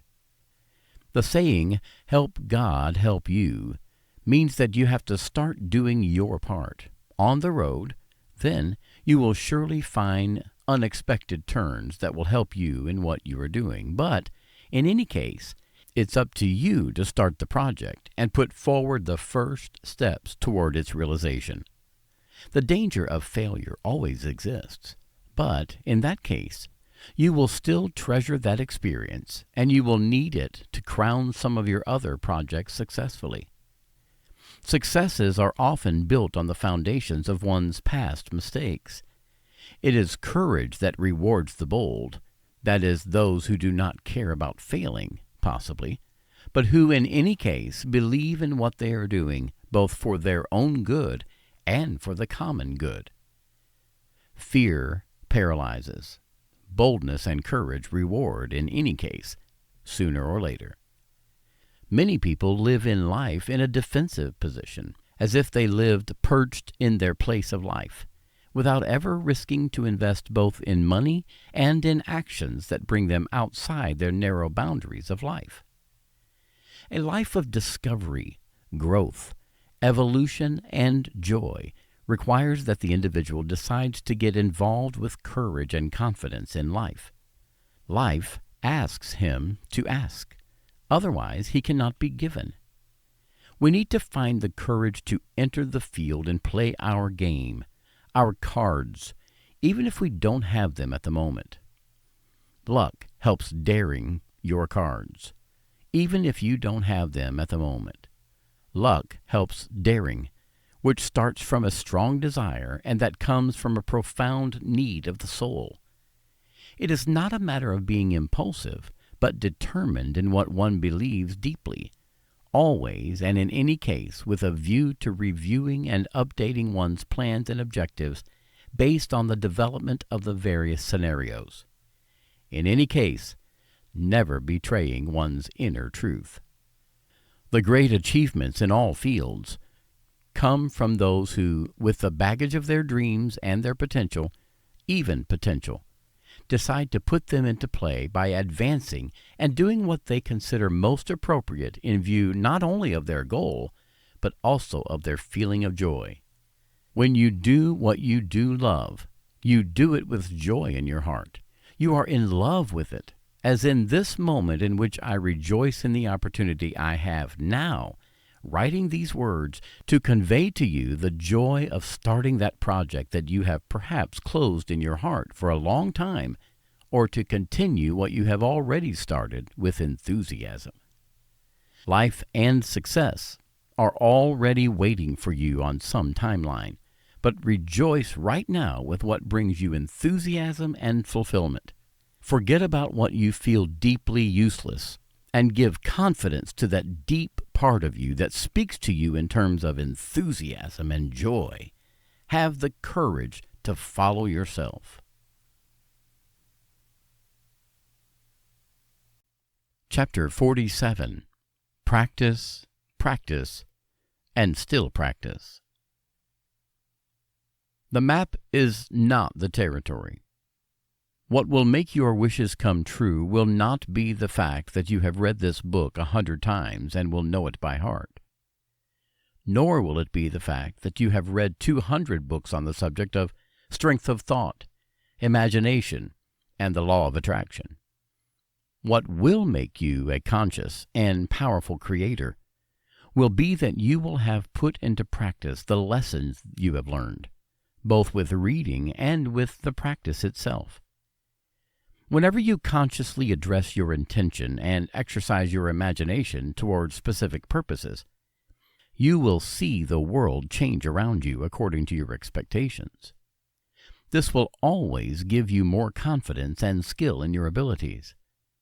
When you are completely full of reading, you will become hungry of creative results.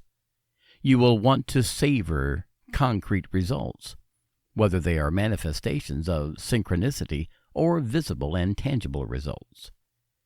On the other side of all, the greatest feeling and the magnificent, when you always feel a greater awareness of being yourself, the captain of your ship on the route of your life. You will come to the point where you will inspire others to follow the path of their mastery, and there is no greater mastery than creating and making circumstances, facts, and events happen in a conscious manner, both for one's own well-being and that of others. The birth of a new human being is upon us, a human being who knows he is an extension of the powerful and infinite creative power that permeates everything in the universe, and brother of every other living being.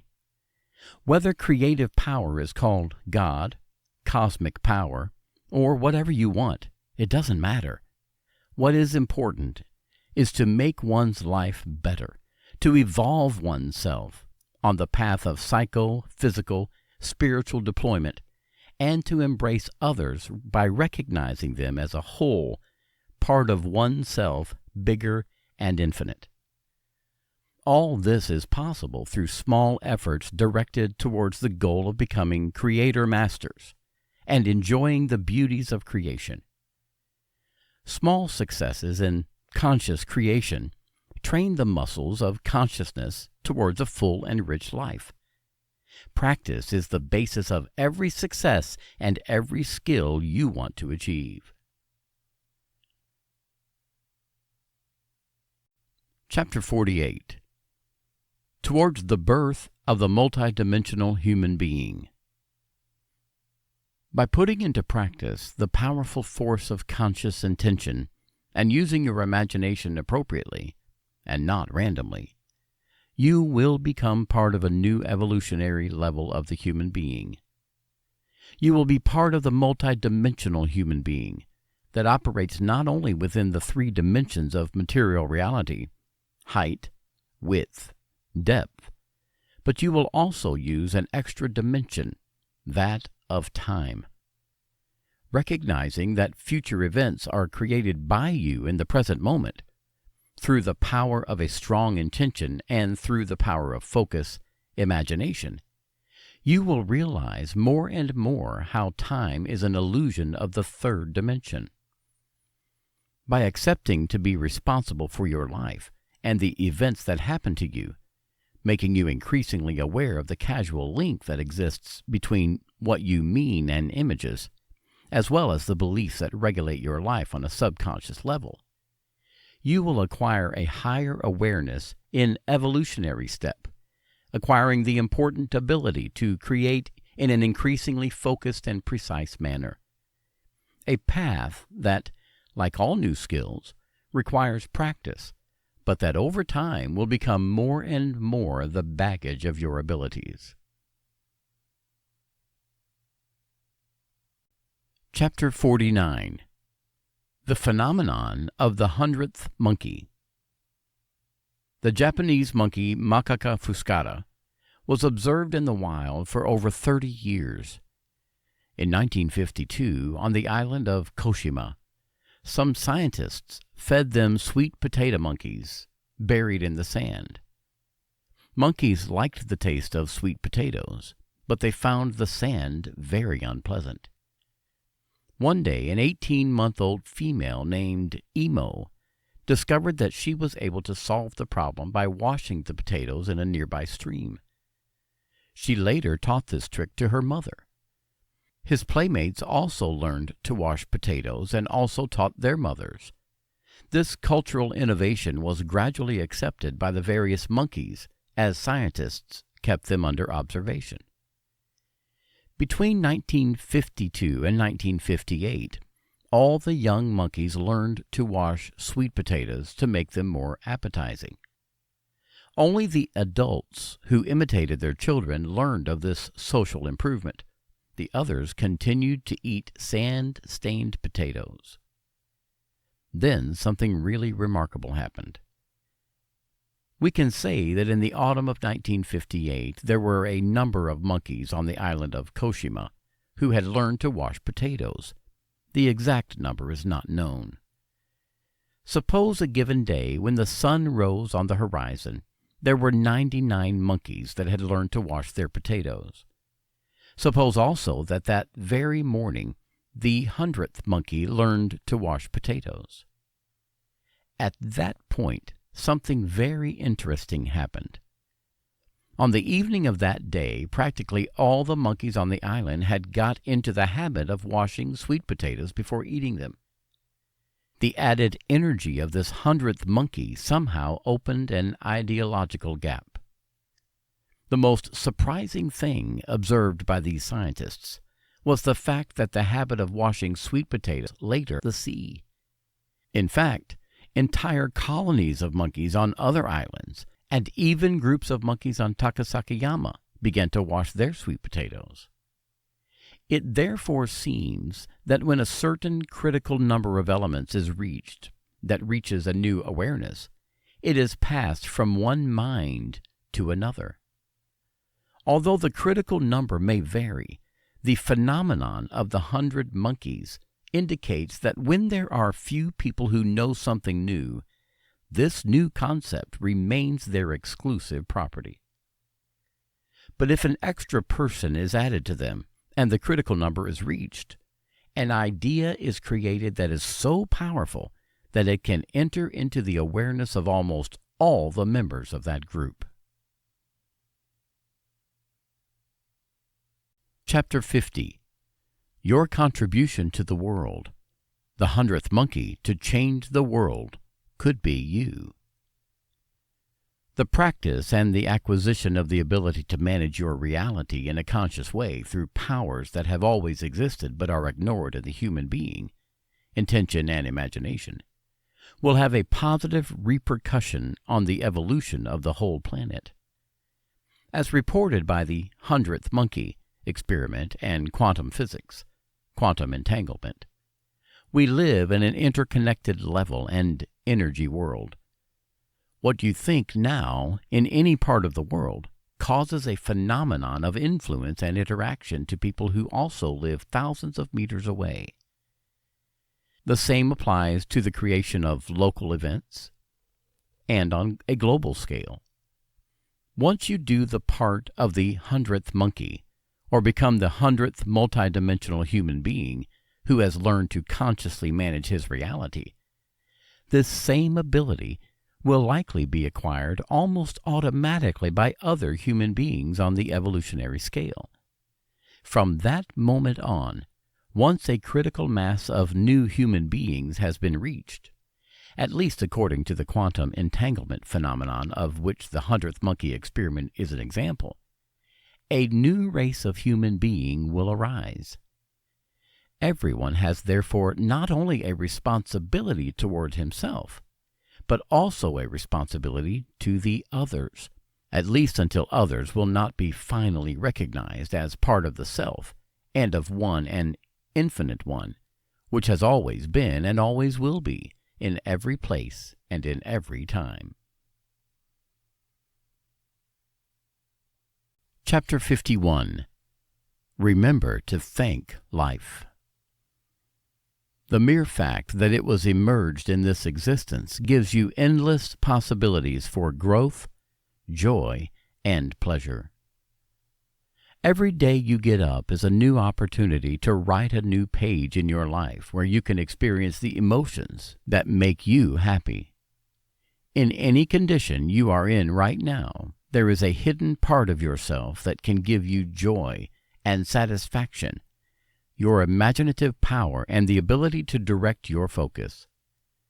The same imaginative focus, initially pure potentiality, lays the foundations of what you can experience in reality. What greater possibility to be free to live and experience what you want, first on a virtual, imaginative, and then a real level. So remember to thank the life that is within you and surround you, because even in just thanking, you will show your own amazement to life for this great opportunity that is your presence in this world. To you, therefore, the responsibilities and the opportunity to design your life plan and connected experiences.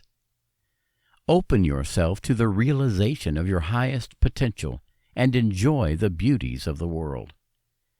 Expand your vision and expand the limits of your life. Become aware that you set the limits and create your possibilities. Light the dawn of your awareness by taking the destiny of your life in your hands.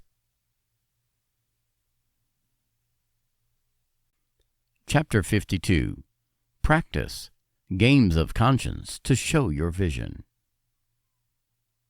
Keep a wish journal. Perhaps you can't even imagine the positive impact that a travel journal can have, where you can write your impressions on your growth path as a powerful and conscious creator. If you will note the small nuances of your life as strange coincidences, small or large strokes of luck, you will begin to see the connection that exists between what you think, what you feel, and what is manifested in your life. All of this gives you power as you begin to see that beyond the pilot of life, there is a magical creator, and you realize that it is you. There is no greater power to become aware of having full power over one's life, and a diary on which to write down everything that can help you unravel this secret plot, making you more and more aware and powerful on the path of your evolution, of your growth. Rereading the connection of the casualties that appear in your life makes you increasingly understand that the author is yourself, with all that the world of thoughts, hopes, and emotions that represent your inner world. As you write and reread it, your diary of visions will increasingly become a point of reference for the fact that you are the director of your life.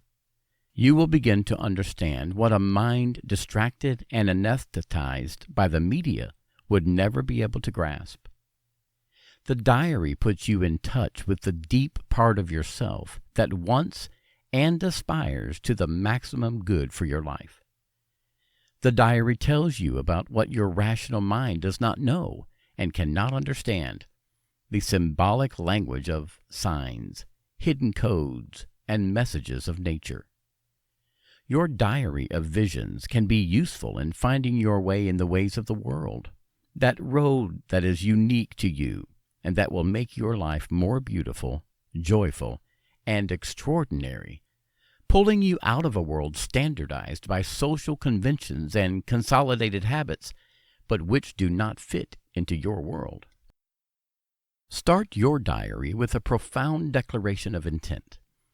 I want to become a powerful, intentional creator. I want this. I want that. Write with the innocence and purity of intents of a child who comes into the world as if he were at a party, not at a forced labor camp. Your declaration of intent should never be a desperate plea to the universe, as every plea represents in itself a lack of power, and the universe itself responds by taking away the very power that is contained in you.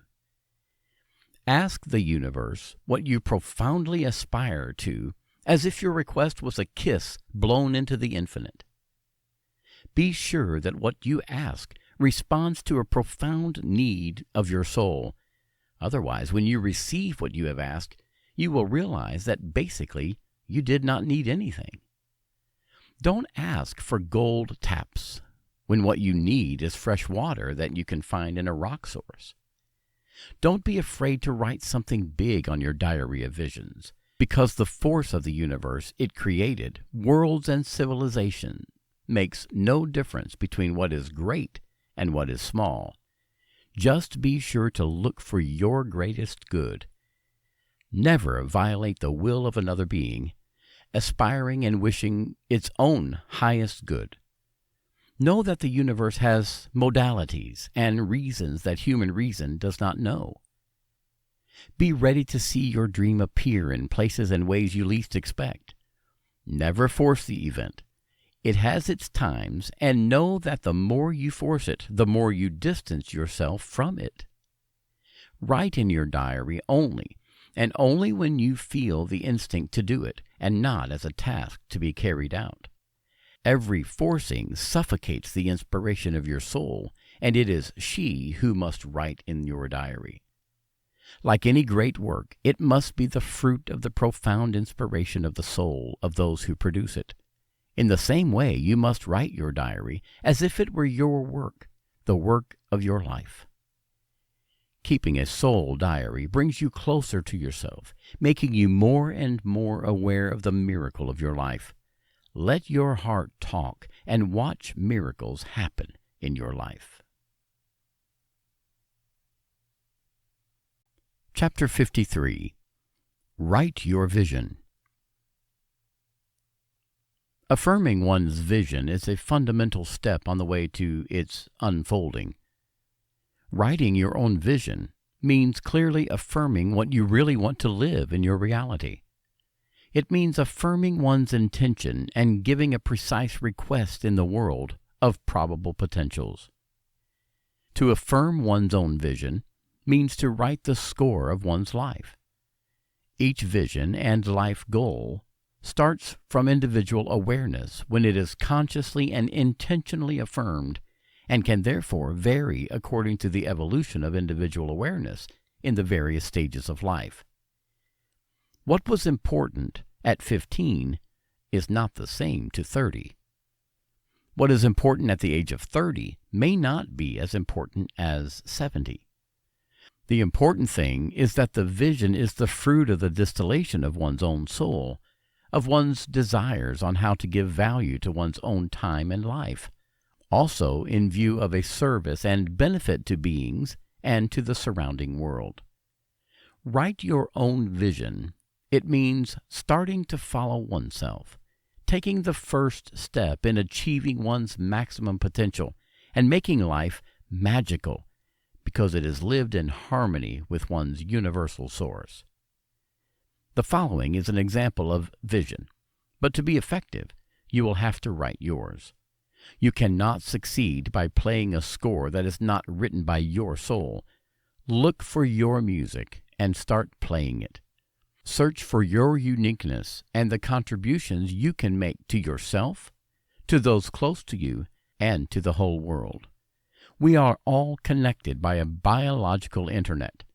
What you do to yourself is also done by everyone else. Chapter 54. Declare your intent. This is an example of a declaration of intent regarding one's vision. I, write your name, want to live a rich and happy life, full of beauty, discovery, and growth. I want to reach my maximum potential in this existence of mine and be able to help the maximum number of people to do the same. I want to do it with my personal example, showing to others that by following oneself, one achieves a life full of joy, love, and satisfaction. I want to have economic well-being, to savor and taste all the good and beautiful the world has to offer. I love financial security, and I know that I give others the best of themselves. You get the best from the world. I want to savor the world with a special partner next to me that supports me in what I do, and that represents me, the best I look for in the human female-male element. I want to be the greatest version of myself. I want to live long and healthy, keeping the flame of youth in me. I want to enjoy the constant contact with the source of life, to inspire and protect me constantly. I want to inspire others to do the same. I want to live to the fullest potential for my sake and that of the whole universe. So be it. Chapter 55.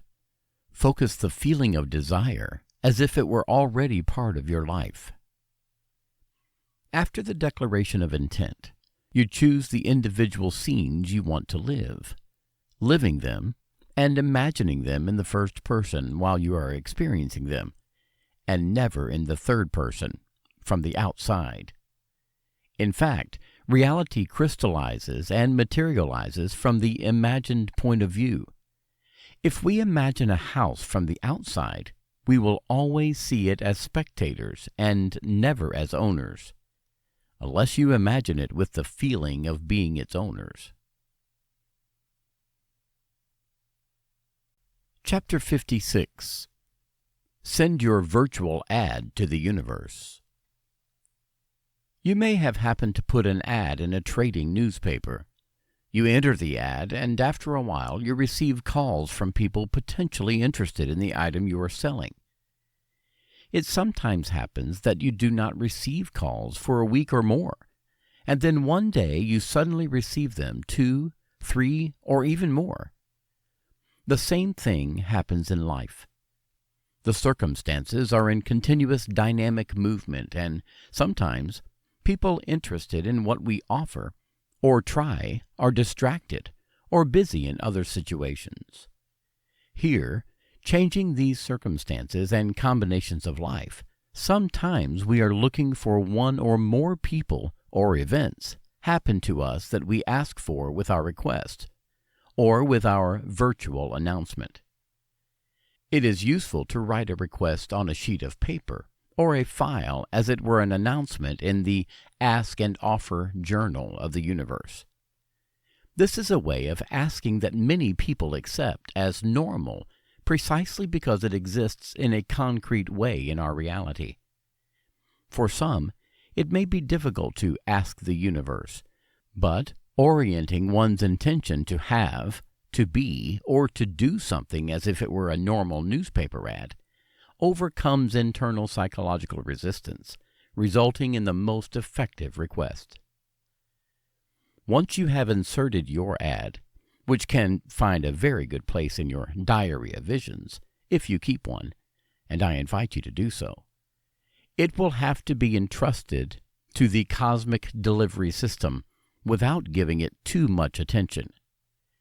It is therefore not necessary to read it and reread it, because it is as if in doing so we were forcing the situation, and, as already repeated in several places, the effort removes the creation, while the letting go satisfies the requirement of trusting the process.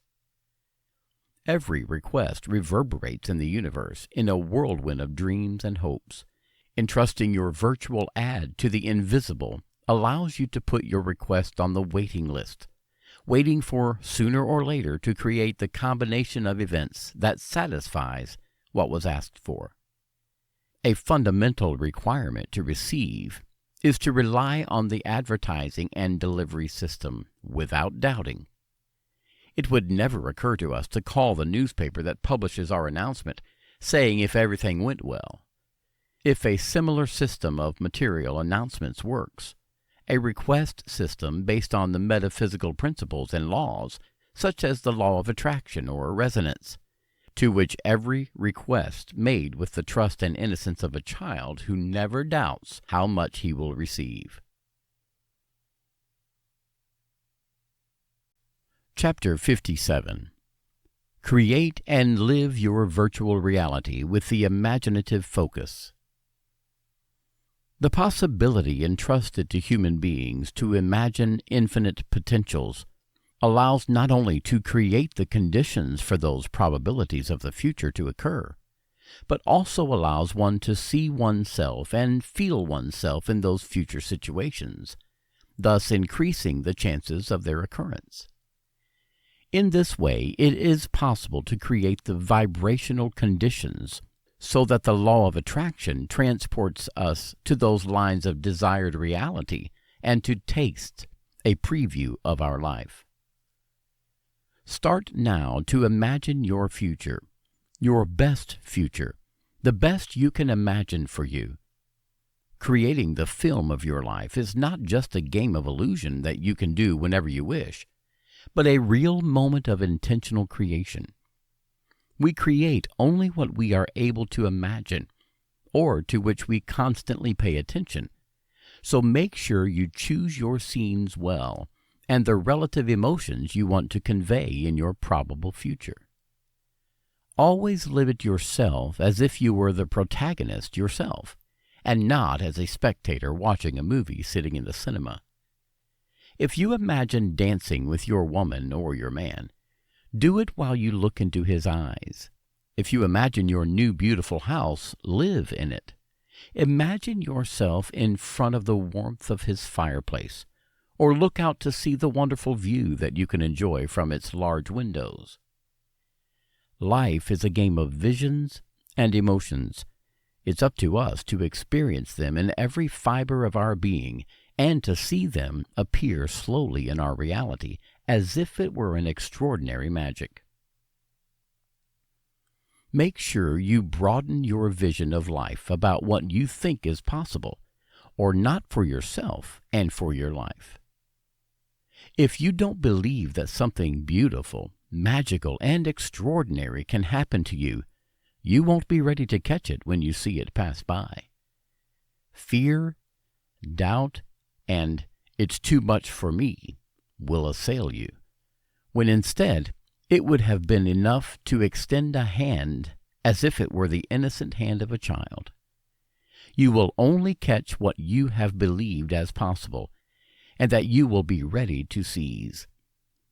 Each of us creates its limits and its potential. It is up to everyone to imagine, believe, and let them happen without being governed by desire itself.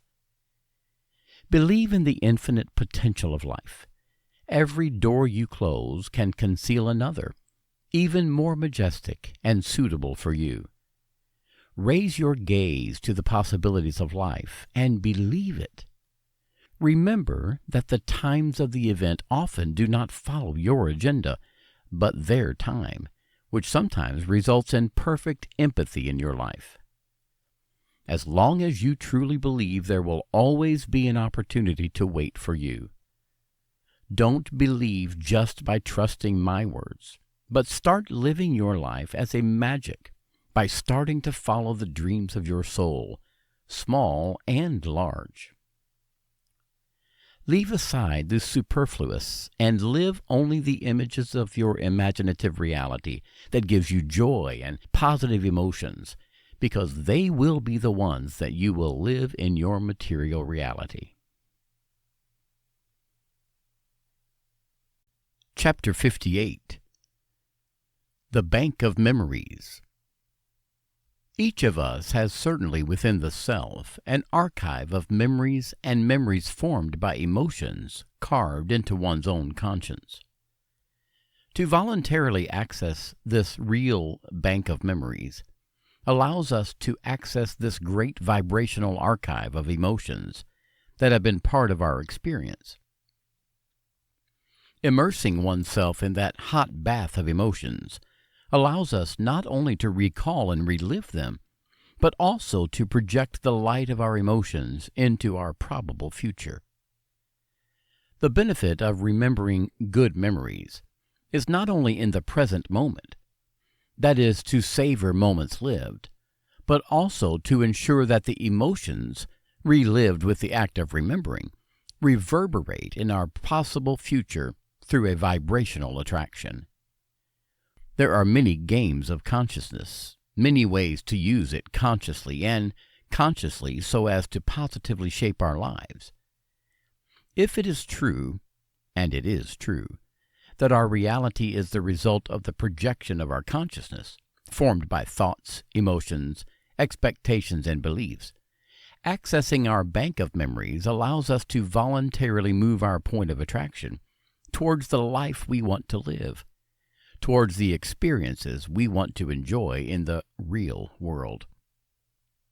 Imagining a memory and experiencing its emotions is not an end in itself, but a powerful creative act. In the case in which a certain experience has never been experienced, and therefore is not yet in its own emotional archive of its own bank of memories, it will still be possible to work and play with one's consciousness through the exercise of focus imaginative on something that we feel we can live and to access in our three-dimensional reality. To hook those emotions that we have not yet experienced in the first person, we can proceed to watch films, videos, and images that show those people and those situations that contain the essence of what we want to live. Today, it is relatively easy, with the ease of access to multimedia content and huge banks like you on the internet. Just type a keyword on the search engines and log in, after an appropriate research, to contents that give us a feeling of what we want to live and to be moved by. It will therefore be appropriate to break away from the standard contents, junk programs, violent and uneducational films, that unconsciously flood our eyes and our conscience on a daily basis, and make sure that only the scenes and virtual realities that project us are projected onto our soul's screen. Porta no emotions we want to live. With repetition, those scenes will become part of our emotional experience, and, little by little, we will see in our lives, by vibrational attraction, precisely those conditions that we would like to grasp and live in a real way. At that point, it will be up to us to know how to take them with the inspired action described in this book. The bank of memories and the vision of contents that make us emotionally alive and make us grow as consciences are only a premise to the intentional creation of our reality. They don't have to be ends in themselves. Otherwise, we will live in a dream or in one virtual reality of which we will be at the same time kings and prisoners. It is also necessary to work on one's own concrete and everyday reality by accepting the commitments and concrete work that may be required to be carried out. It is necessary to seize the moment of the precious occasion that sooner or later will arise, and, in other cases, it will be necessary to build one's dream daily, always with the passion in their heart and the mind to the result obtained, even if at the moment only at the level of imagination. This type of work elevates an individual from an automatic and unconscious level of life to a higher level of life and awareness, which imply responsibility and the precious personal opportunity to manage that enormous potential contained in our conscience and in the ability to manage it and to expand it in a conscious way. Chapter 59. Free your breath to free the spirit. There is enormous power in the breath. This power is almost unknown. Freeing the breath through specific sessions of breathing allows not only to access altered states of consciousness, but to dissolve emotional blocks that do not allow the individual to flow freely in the flow of life and to make contact with his true essence. Breathing intensely and intentionally for at least 30 or 40 minutes allows the body to recharge itself with vital energy, which will then give the strength to the body itself to purify itself of all those physical and emotional toxins that often pollute the purity of the body and the clarity of the spirit. Breathing specifically leads to the rebalancing of the acid-base balance through the expulsion, in the breath itself, of the accumulated acids. During breath training, the body is subjected to a whole series of reactions that are the proof that you are successfully intervening towards the contact, acceptance, and dissolution of somatized emotional stratifications in the body through unresolved negative ailments and emotions. The power of the breath acts layer by layer, cleaning up the being of everything that separates it from its original clarity of a peaceful being and in harmony with itself and with the world. Breathing, carried out in a specific way, is an extraordinary instrument of personal growth and evolution of one's consciousness. It allows the individual to find himself, once cleared of the emotional barriers that separate him from his deepest essence. Breathing is a fundamental tool for finding one's own vision. It constitutes one of the ways of accessing one's soul. Breathing free allows the spirit to hover over the peaks of its acceptance, liberation, and realization. The purpose of a breathing session must be to bring the body to lower its guard, to allow the mind to plunge into that state where its inner truth has free access. This state of psychophysical bliss is called psycho-integration body. Reached that moment of profound abandonment of all resistance to the control of somatized emotions in the body and held back in the spirit, you will feel a real moment of ecstasy and liberation. It's like getting rid of a burden that has been carried on your shoulders for years, but which we had forgotten, having become our own emotional baggage. Chapter 60. The Technique. A breathing session should last from a minimum of 30 minutes to over an hour. It should preferably be performed with the assistance of another person who allows not only to maintain the respiratory rhythm, if you are falling asleep, but also to assist the person during the onset of some symptoms accompanying the integration phase: muscular tetany, release of emotional tensions, crying, evocation, and release from experienced traumatic events. When these symptoms occur, the assistant will help the person maintain the intensity and breathing rhythm in order to attenuate and release those tensions. It will be necessary to breathe as if the breath flowed through the zones of tension, resistance, or discomfort. Breathing during respiratory training sessions must be characterized by the absence of pauses between inhalation and exhalation, filling the lungs as much as possible from the lower part, abdominal breathing, to the lung apex, thoracic breathing. The phenomenon of psychobodily integration can take place in at least 8 or 10 sessions, only after the physical and emotional body has been cleaned of the emotional layers from which it was covered and oppressed. The proof that a good job will be done will be the fact that we will feel more connected with ourselves, with others, and with life. An increase in the phenomena of synchronicity will be possible, proving that a way of being in harmony with the whole has been achieved. Questions and answers on the power of conscious manifestation.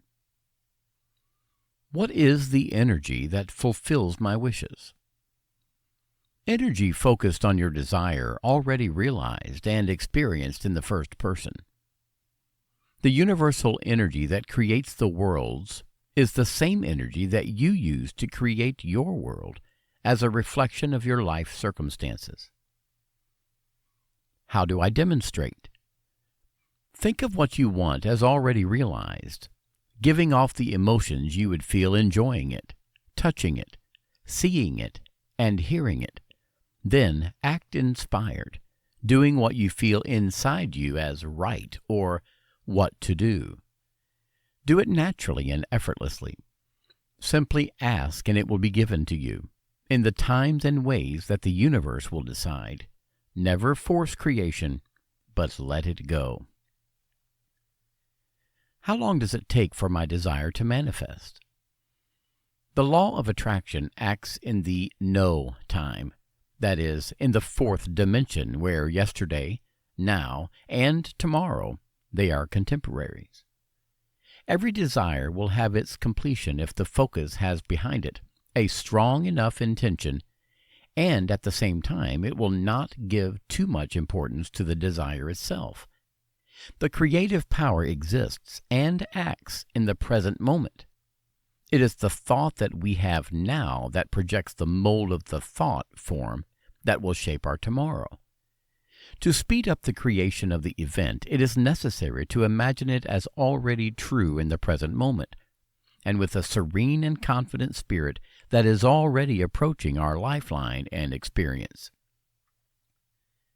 Forcing creation leads to the removal of the result itself, reducing its importance. On the contrary, it allows it to slip into our reality. How can I become a powerful and aware creator? You already are, but you are not aware of it because you do not pay enough attention to what you unconsciously desire, and you do not see the subtle connections of apparent casualty between your thoughts and what you live in your reality. Becoming a conscious creator implies first and foremost the assumption of responsibility for one's life in terms of thoughts, actions, and, therefore, results.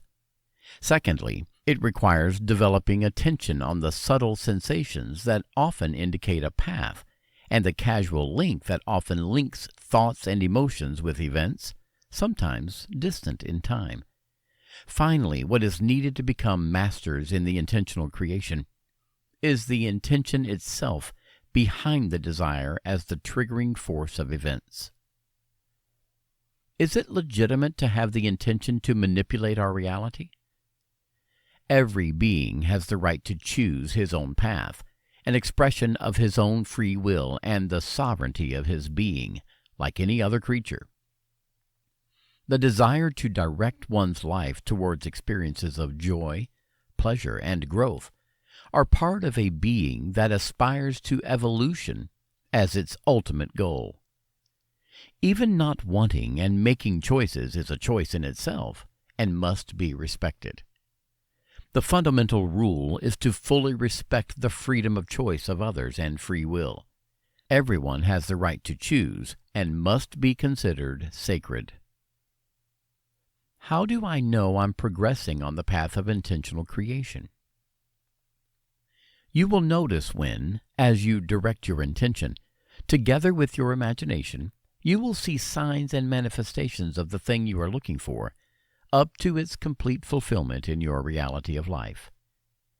Another clue is the feeling of joy and personal power deriving from the fact of realizing that it is potentially possible to make one's life a set of gratifying experiences, and that we are not little twigs at the mercy of a capricious case, but that one day we will be masters of our life, as free to choose what you want and skilled in its manifestation, always and in any case in full respect of the free will of others and of the whole creation.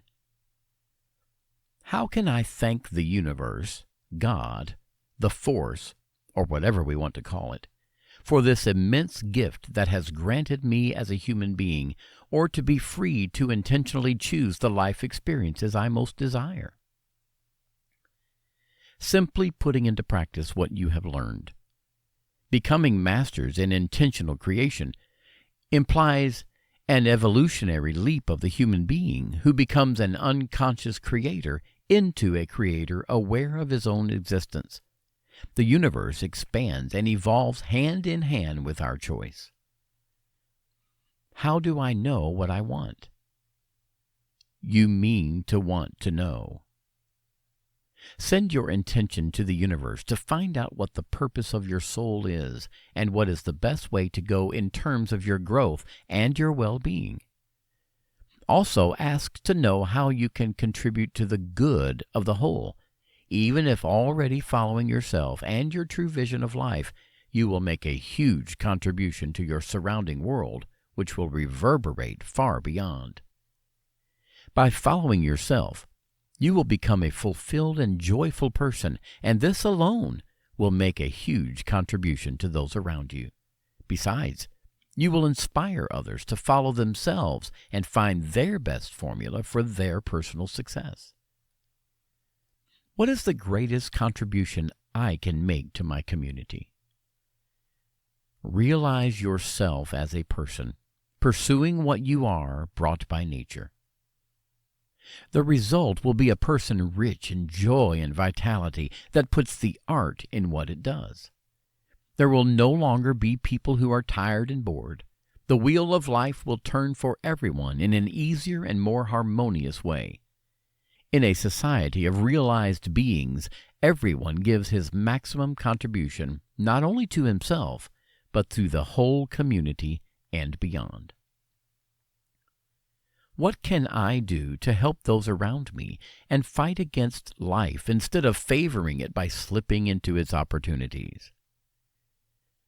What you can do is to show your life example. You can suggest him to learn to manage his reality, but without forcing his life choices in any way. Everyone is free to choose the way they think about living and making their choices. When a person is ready for something, he stretches out his hand and spontaneously asks those who feel he can ask. There is no forcing in evolution. Every plant, seed, or tree has their time to unfold themselves and their potential. So the human being. We must never judge anyone based on their own reasons. Everyone has his own reason that creates the reality of his life. What is the question that everyone's soul asks of itself? Know yourself, listen to yourself, and follow yourself. This book aims to be a guide to achieving these three imperatives of the soul of each one. Dear reader, I hope with this book that I have contributed in some way to making you understand the enormous power you have in your hands, the power to change your life as you see fit. I want you to understand how you, in whatever situation you currently find yourself, possess the power of choice and change for the better any situation. Life is a process of growing and becoming masters in the use of intention and imagination allows us to become part of a true revolution of the human being, from human being creature to human being creator. Using the subconscious in your favor allows you to grow and evolve as individuals, in addition to manifesting beautiful and important things in your life. Every human being has the right to live according to his standards, always in full respect of the free choice of others. Thank you for being with me on this short journey to discover yourself. I warmly wish you all good. David. Summary. If nobody leads you, open the way for you. Each journey starts from oneself and from the acceptance of having a fundamental role in choosing one's own path and in accepting one's own power of choice and action. Those who blame others for their failure deny their power of choice in determining their actions.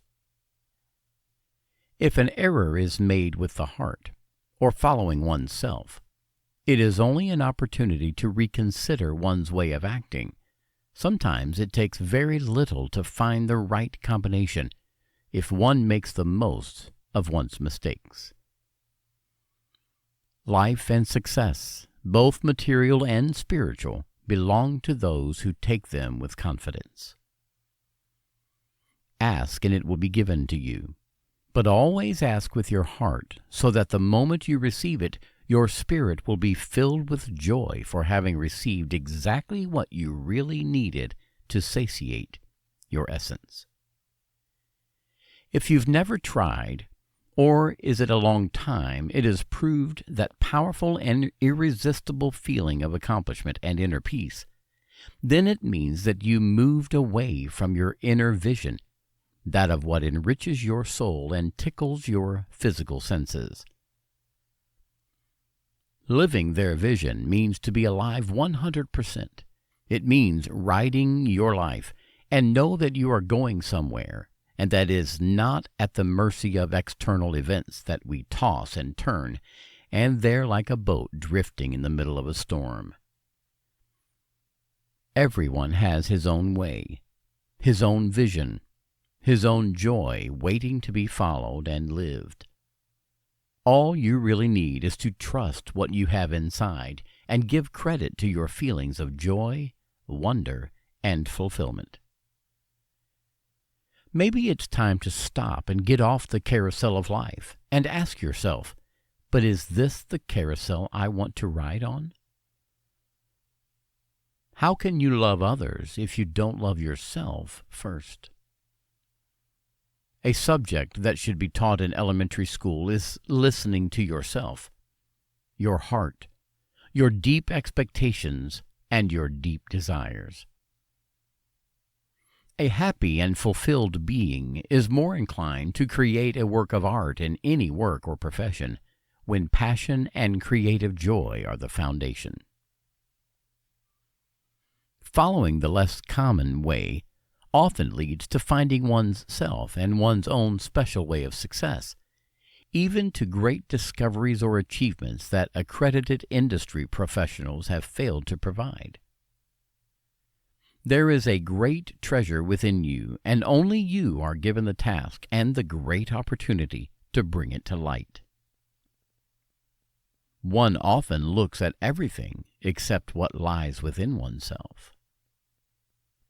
Where one's attention and contemplation go, there goes one's creative energy. Literally, we create whenever we fix our thoughts on some subject, object, image, producing and consequently generating a feeling connected to that particular object or mental image. The only great truth is that in which you believe deeply. When you do what you love to do in every moment of your life, a current of joy, evolution, and power passes through you, bringing you forward to the true place that belongs to you in the world. Everyone has to sing and play the song of their heart. Otherwise, you risk not only being out of tune, but also boring the audience. Focused and finalized thinking thus becomes powerful when it is supported by an energy base. Not all desires have a heart and by heart. I mean that mysterious force that moves the stars, that mysterious thing that often manages to work miracles. What the soul wants is a way of fulfillment, but also of fulfillment. Whatever you have in your heart, go and do it. The creative power is with you. It is necessary to strengthen one's inner vision, emerging from the social myopia that distances the individual from himself, making one equal to all and depriving him of the message that everyone becomes a carrier in his life. So how do you become powerful and aware creators? You become powerful creators and become conscious creators of their vision and bringing to light themselves, reconnecting with the needs of his soul. The mind and thoughts project their creative power through the power of the body, which is vital and creative energy. We are not only our body, but also all that universe that flows inside it in terms of emotions, desires, hopes, affections, love, and an affinity of other nuances that make each of us a unique creature. When you see death, you are given the opportunity to reflect even more on life and on the importance of preserving the light of life that accompanies us on our journey.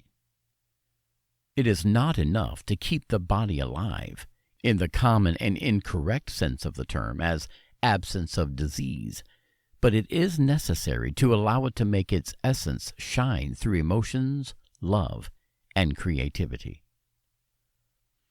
Life is not dragging each day to another day, but to make every day a rebirth towards a new evolutionary horizon of growth and joy. To allow the authentic vision of ourselves to come and go, we need to have within ourselves that degree of vitality that pulls us out of a tired, depressed, and repetitive life towards a life of growth, joy, and fulfillment. An acidified body is a body heavily taxed at the level of oxygen and, therefore, of precious vitality. Imagine knowing before knowing. Today's society conditions the human being to rely only on external, visible, and touchable inputs, moving him away from the miracle of ultra-sophisticated guidance systems that even transcend time and space, being time and space only functions of material life and not of the multidimensional one. Our emotions are the signal we need to pay attention to when we see the images of current reality slide in front of us or imagine the potential futures ahead. Our inner knowing goes far beyond the boundaries of the five senses. Emotions are the signals that our soul, connected with non-physical limits, sends us to give us a more exact and appropriate direction to its higher and more precise point of view. To fully utilize our emotional guidance system, we must pay attention to the feeling that a given thought and a given circumstance gives us. Behind a wall, perhaps a path can be hidden in a beautiful landscape. Too many artists die doing things for which they were not born. Too many men and women live in the shadow of a life that does not follow that of their maximum potential. Your life is not the one that society imposes on you, but the one you choose day after day, following yourself. The first real success is to follow yourself. All the rest will be given to you as a result, if you really want it and with the right intention. Have the courage to follow your vision. Life is first of all a blurred dream that then, consciously or unconsciously, is brought to life in the manifest reality. Intention is an active and never passive process of inclusion and never exclusion. With our intention, we light up and illuminate those areas of pure potentiality of life combinations, recalling them in our individual and subjective experience of life. The intention is our redemption, Through it, we have the precious and luxurious faculty of choosing our life experiences and seeing them manifest in the family of creative deployment. The intention is like a muscle of conscience. It must be applied to develop it and ensure that it always responds more promptly and precisely to its requests. Imagination is an extraordinary creative tool given to human beings to create their own reality. The future is like a series of fuzzy images that gradually come into focus through reality, through the lens of the imagination. A single mental image or form of thought already represents a form of manifestation, even if not visible and concrete. The mental image is like a seed that, in a woman's womb, grows and develops day by day until the birth of the creature that represents its manifestation in the real world. The one who creates in an unconscious manner often does so in a zigzag, proceeding gropingly and often being hindered by a poorly directed focus, for example on one's own fears, on one's own doubts, and on what one does not want. On the contrary, those who consciously create and follow certain rules of consciousness do so directly and by the shortest way. The ability to manifest, which resides in each individual, faithfully creates what we project on the screen of the imagination. It is necessary to live inside the image, touching, caressing, listening, and seeing with the eyes of the protagonist of the scene. Otherwise, the imagined scene will materialize, but we will be out of it as if we were passers-by on the road. The real magic is that of being able to consciously manipulate our reality for the individual and collective good. A request without heart, or rather without an emotional force behind it, has very little creative capacity.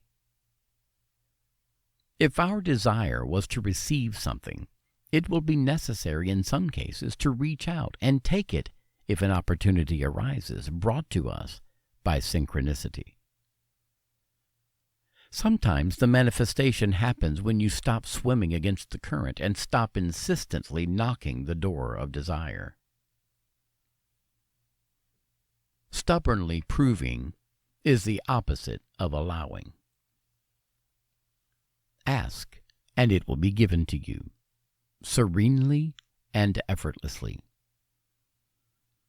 All that is needed is to know what one wants deeply, to live it with the imaginative focus, and to make it come to us by allowing it with resonance and attraction through abandoning all desire for results. A thought that does not arouse emotions has almost no strength to create the equivalent in reality. Once we have imagined the end achieved through a focused imaginative focus, we need to literally leave the grip on the process, defocus imaginativo, as we do by leaving the strength of an arc after having stretched it and taken aim. The rest will be an automatic process. It is precisely the release phase, or rather the abandonment of the grip on the final result, which allows the result itself to happen. Those who are too focused on objectives often make the center wrong due to an excess of active focus, wanting to consciously and excessively control the achievement of the result. Sometimes it is enough to give up the desperate grip of control, the greed of the result, and we see synchronic messages appear in our reality that shows us a taste of what we want. Intention, abandonment, focus, defocus, tension, release. I want, allow it to happen with serenity and confidence in the process. The creative process is a simple process, but it needs all the right ingredients and its cooking times. Being too attached to the result, thus giving too much importance to the situation or thing we want to achieve, hinders the power of focus and dampens the power of intention. Avoid excessive focus on the importance of reaching or results with a serene expectation that things will comply in their time and according to your intentions. Modulating the intensity of the desire with the imaginative defocus phase and serene expectation is fundamental in order not to hinder its manifestation in reality due to an excessive attachment to the result. The strenuous attachment to make it happen, to focus with the chronometer in hand and with tight teeth, leads away from desire itself. It is necessary to trust that something in the universe is moving in our favor. The more you crave for something, the more it moves away from you, in that you give too much importance to the result and possibly create excessive effort, which does not allow you to slip into the potential variant of reality you aspire to. Taste the result achieved in your imagination, detaching yourself from the result. Don't imagine with the precise intention of creating, but to live and enjoy that experience. Approach with a playful spirit, serene and without second purposes to the experience. Every effort is the enemy of intentional creation. Ask the imagination, focus, and attract with the abandonment of the results and with a serene expectancy, defocus. The creative act, to be effective, must take place without effort, like drinking a glass of fresh water. You asked, and you know that sooner or later you will get it. Point. Acting inspired means taking the material step in a situation already prepared in a quantum background through our thoughts and our emotions. The situations and combinations of models of reality in life are almost endless. It is up to us to choose them with the intention, to live them in the imagination, and to go to meet them if the case requires it. The right inspiration comes from the contact with one's soul, and not with the contact of one's mind. It is not enough to visualize and imagine.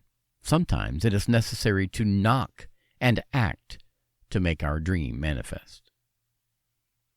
You have to cultivate your time and your mental quantum range so that the chances of life bring you to attraction what you want, but often you have to get up to take it.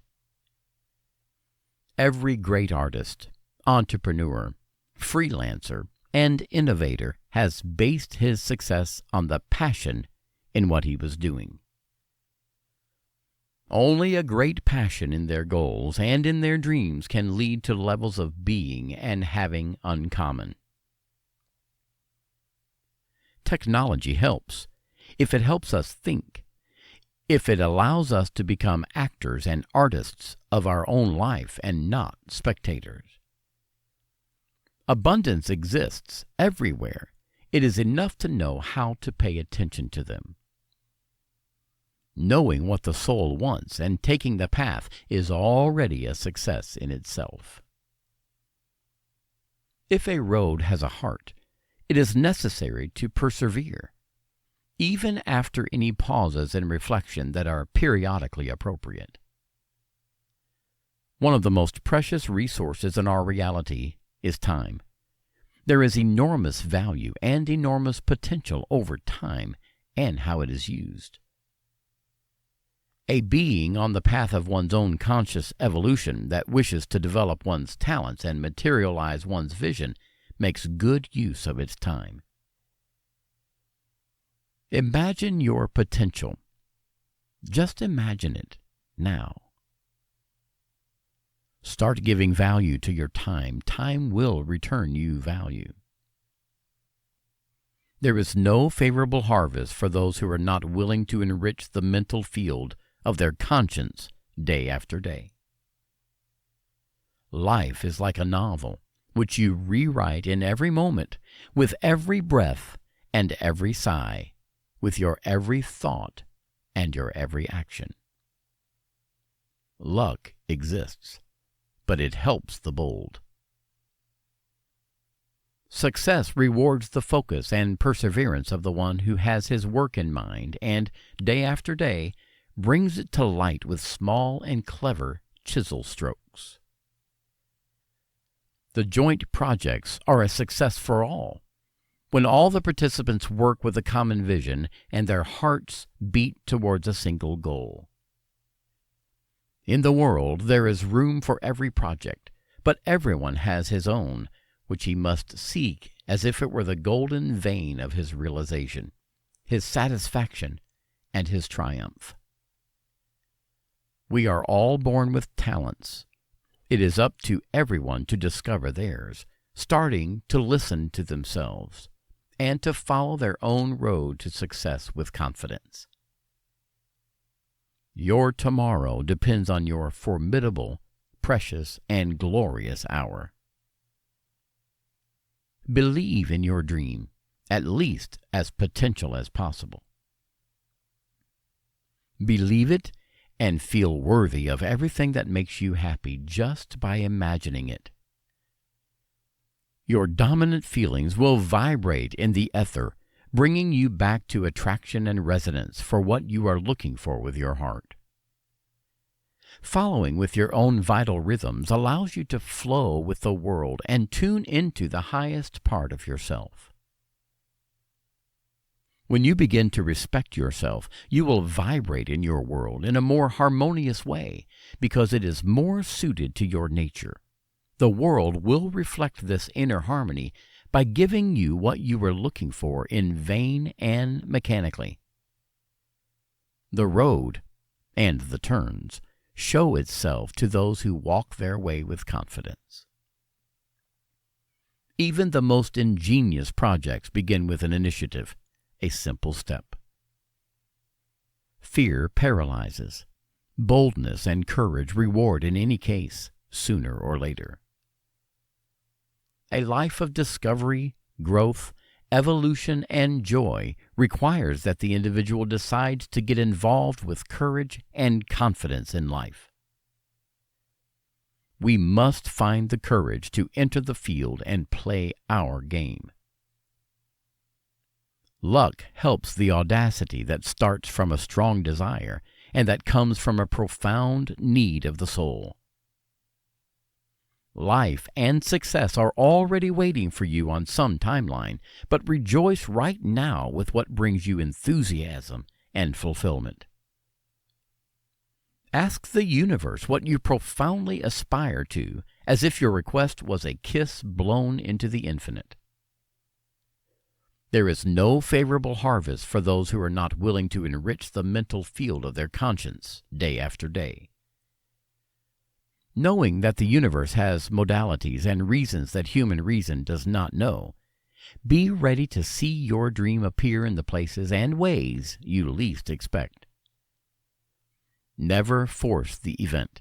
It has its times, and know that the more you force it, the more you distance yourself from it. We are all connected by a biological internet. What you do to yourself is also done by everyone else. The power of breath acts layer by layer, cleaning up the being of all that separates it from its original clarity of a serene and harmonious being with itself and with the world. Breathing is a fundamental tool for finding one's own vision. It constitutes one of the ways of accessing one's soul. Open yourself to the realization of your highest potential and enjoy the beauties of the world. Every desire will have its completion if the focus will have behind a strong enough intention, and at the same time it will not give too much importance to the desire itself. The creative power exists in the present moment. It is the thought that we have now that projects the mold of the thought form that will shape our tomorrow. Life is a game of visions and emotions. It's up to us to experience them in every fiber of our being and to see them appear slowly in our reality as if it were an extraordinary magic. You will only catch what you have believed as possible and that you will be ready to seize. Let your heart talk and watch miracles happen in your life. As long as you truly believe, there will always be an opportunity to wait for you. This has been The Power of Your Vision by David DeAngelis. Edition Audiobook 2021. Narrated by Jeff Lewis. All rights reserved.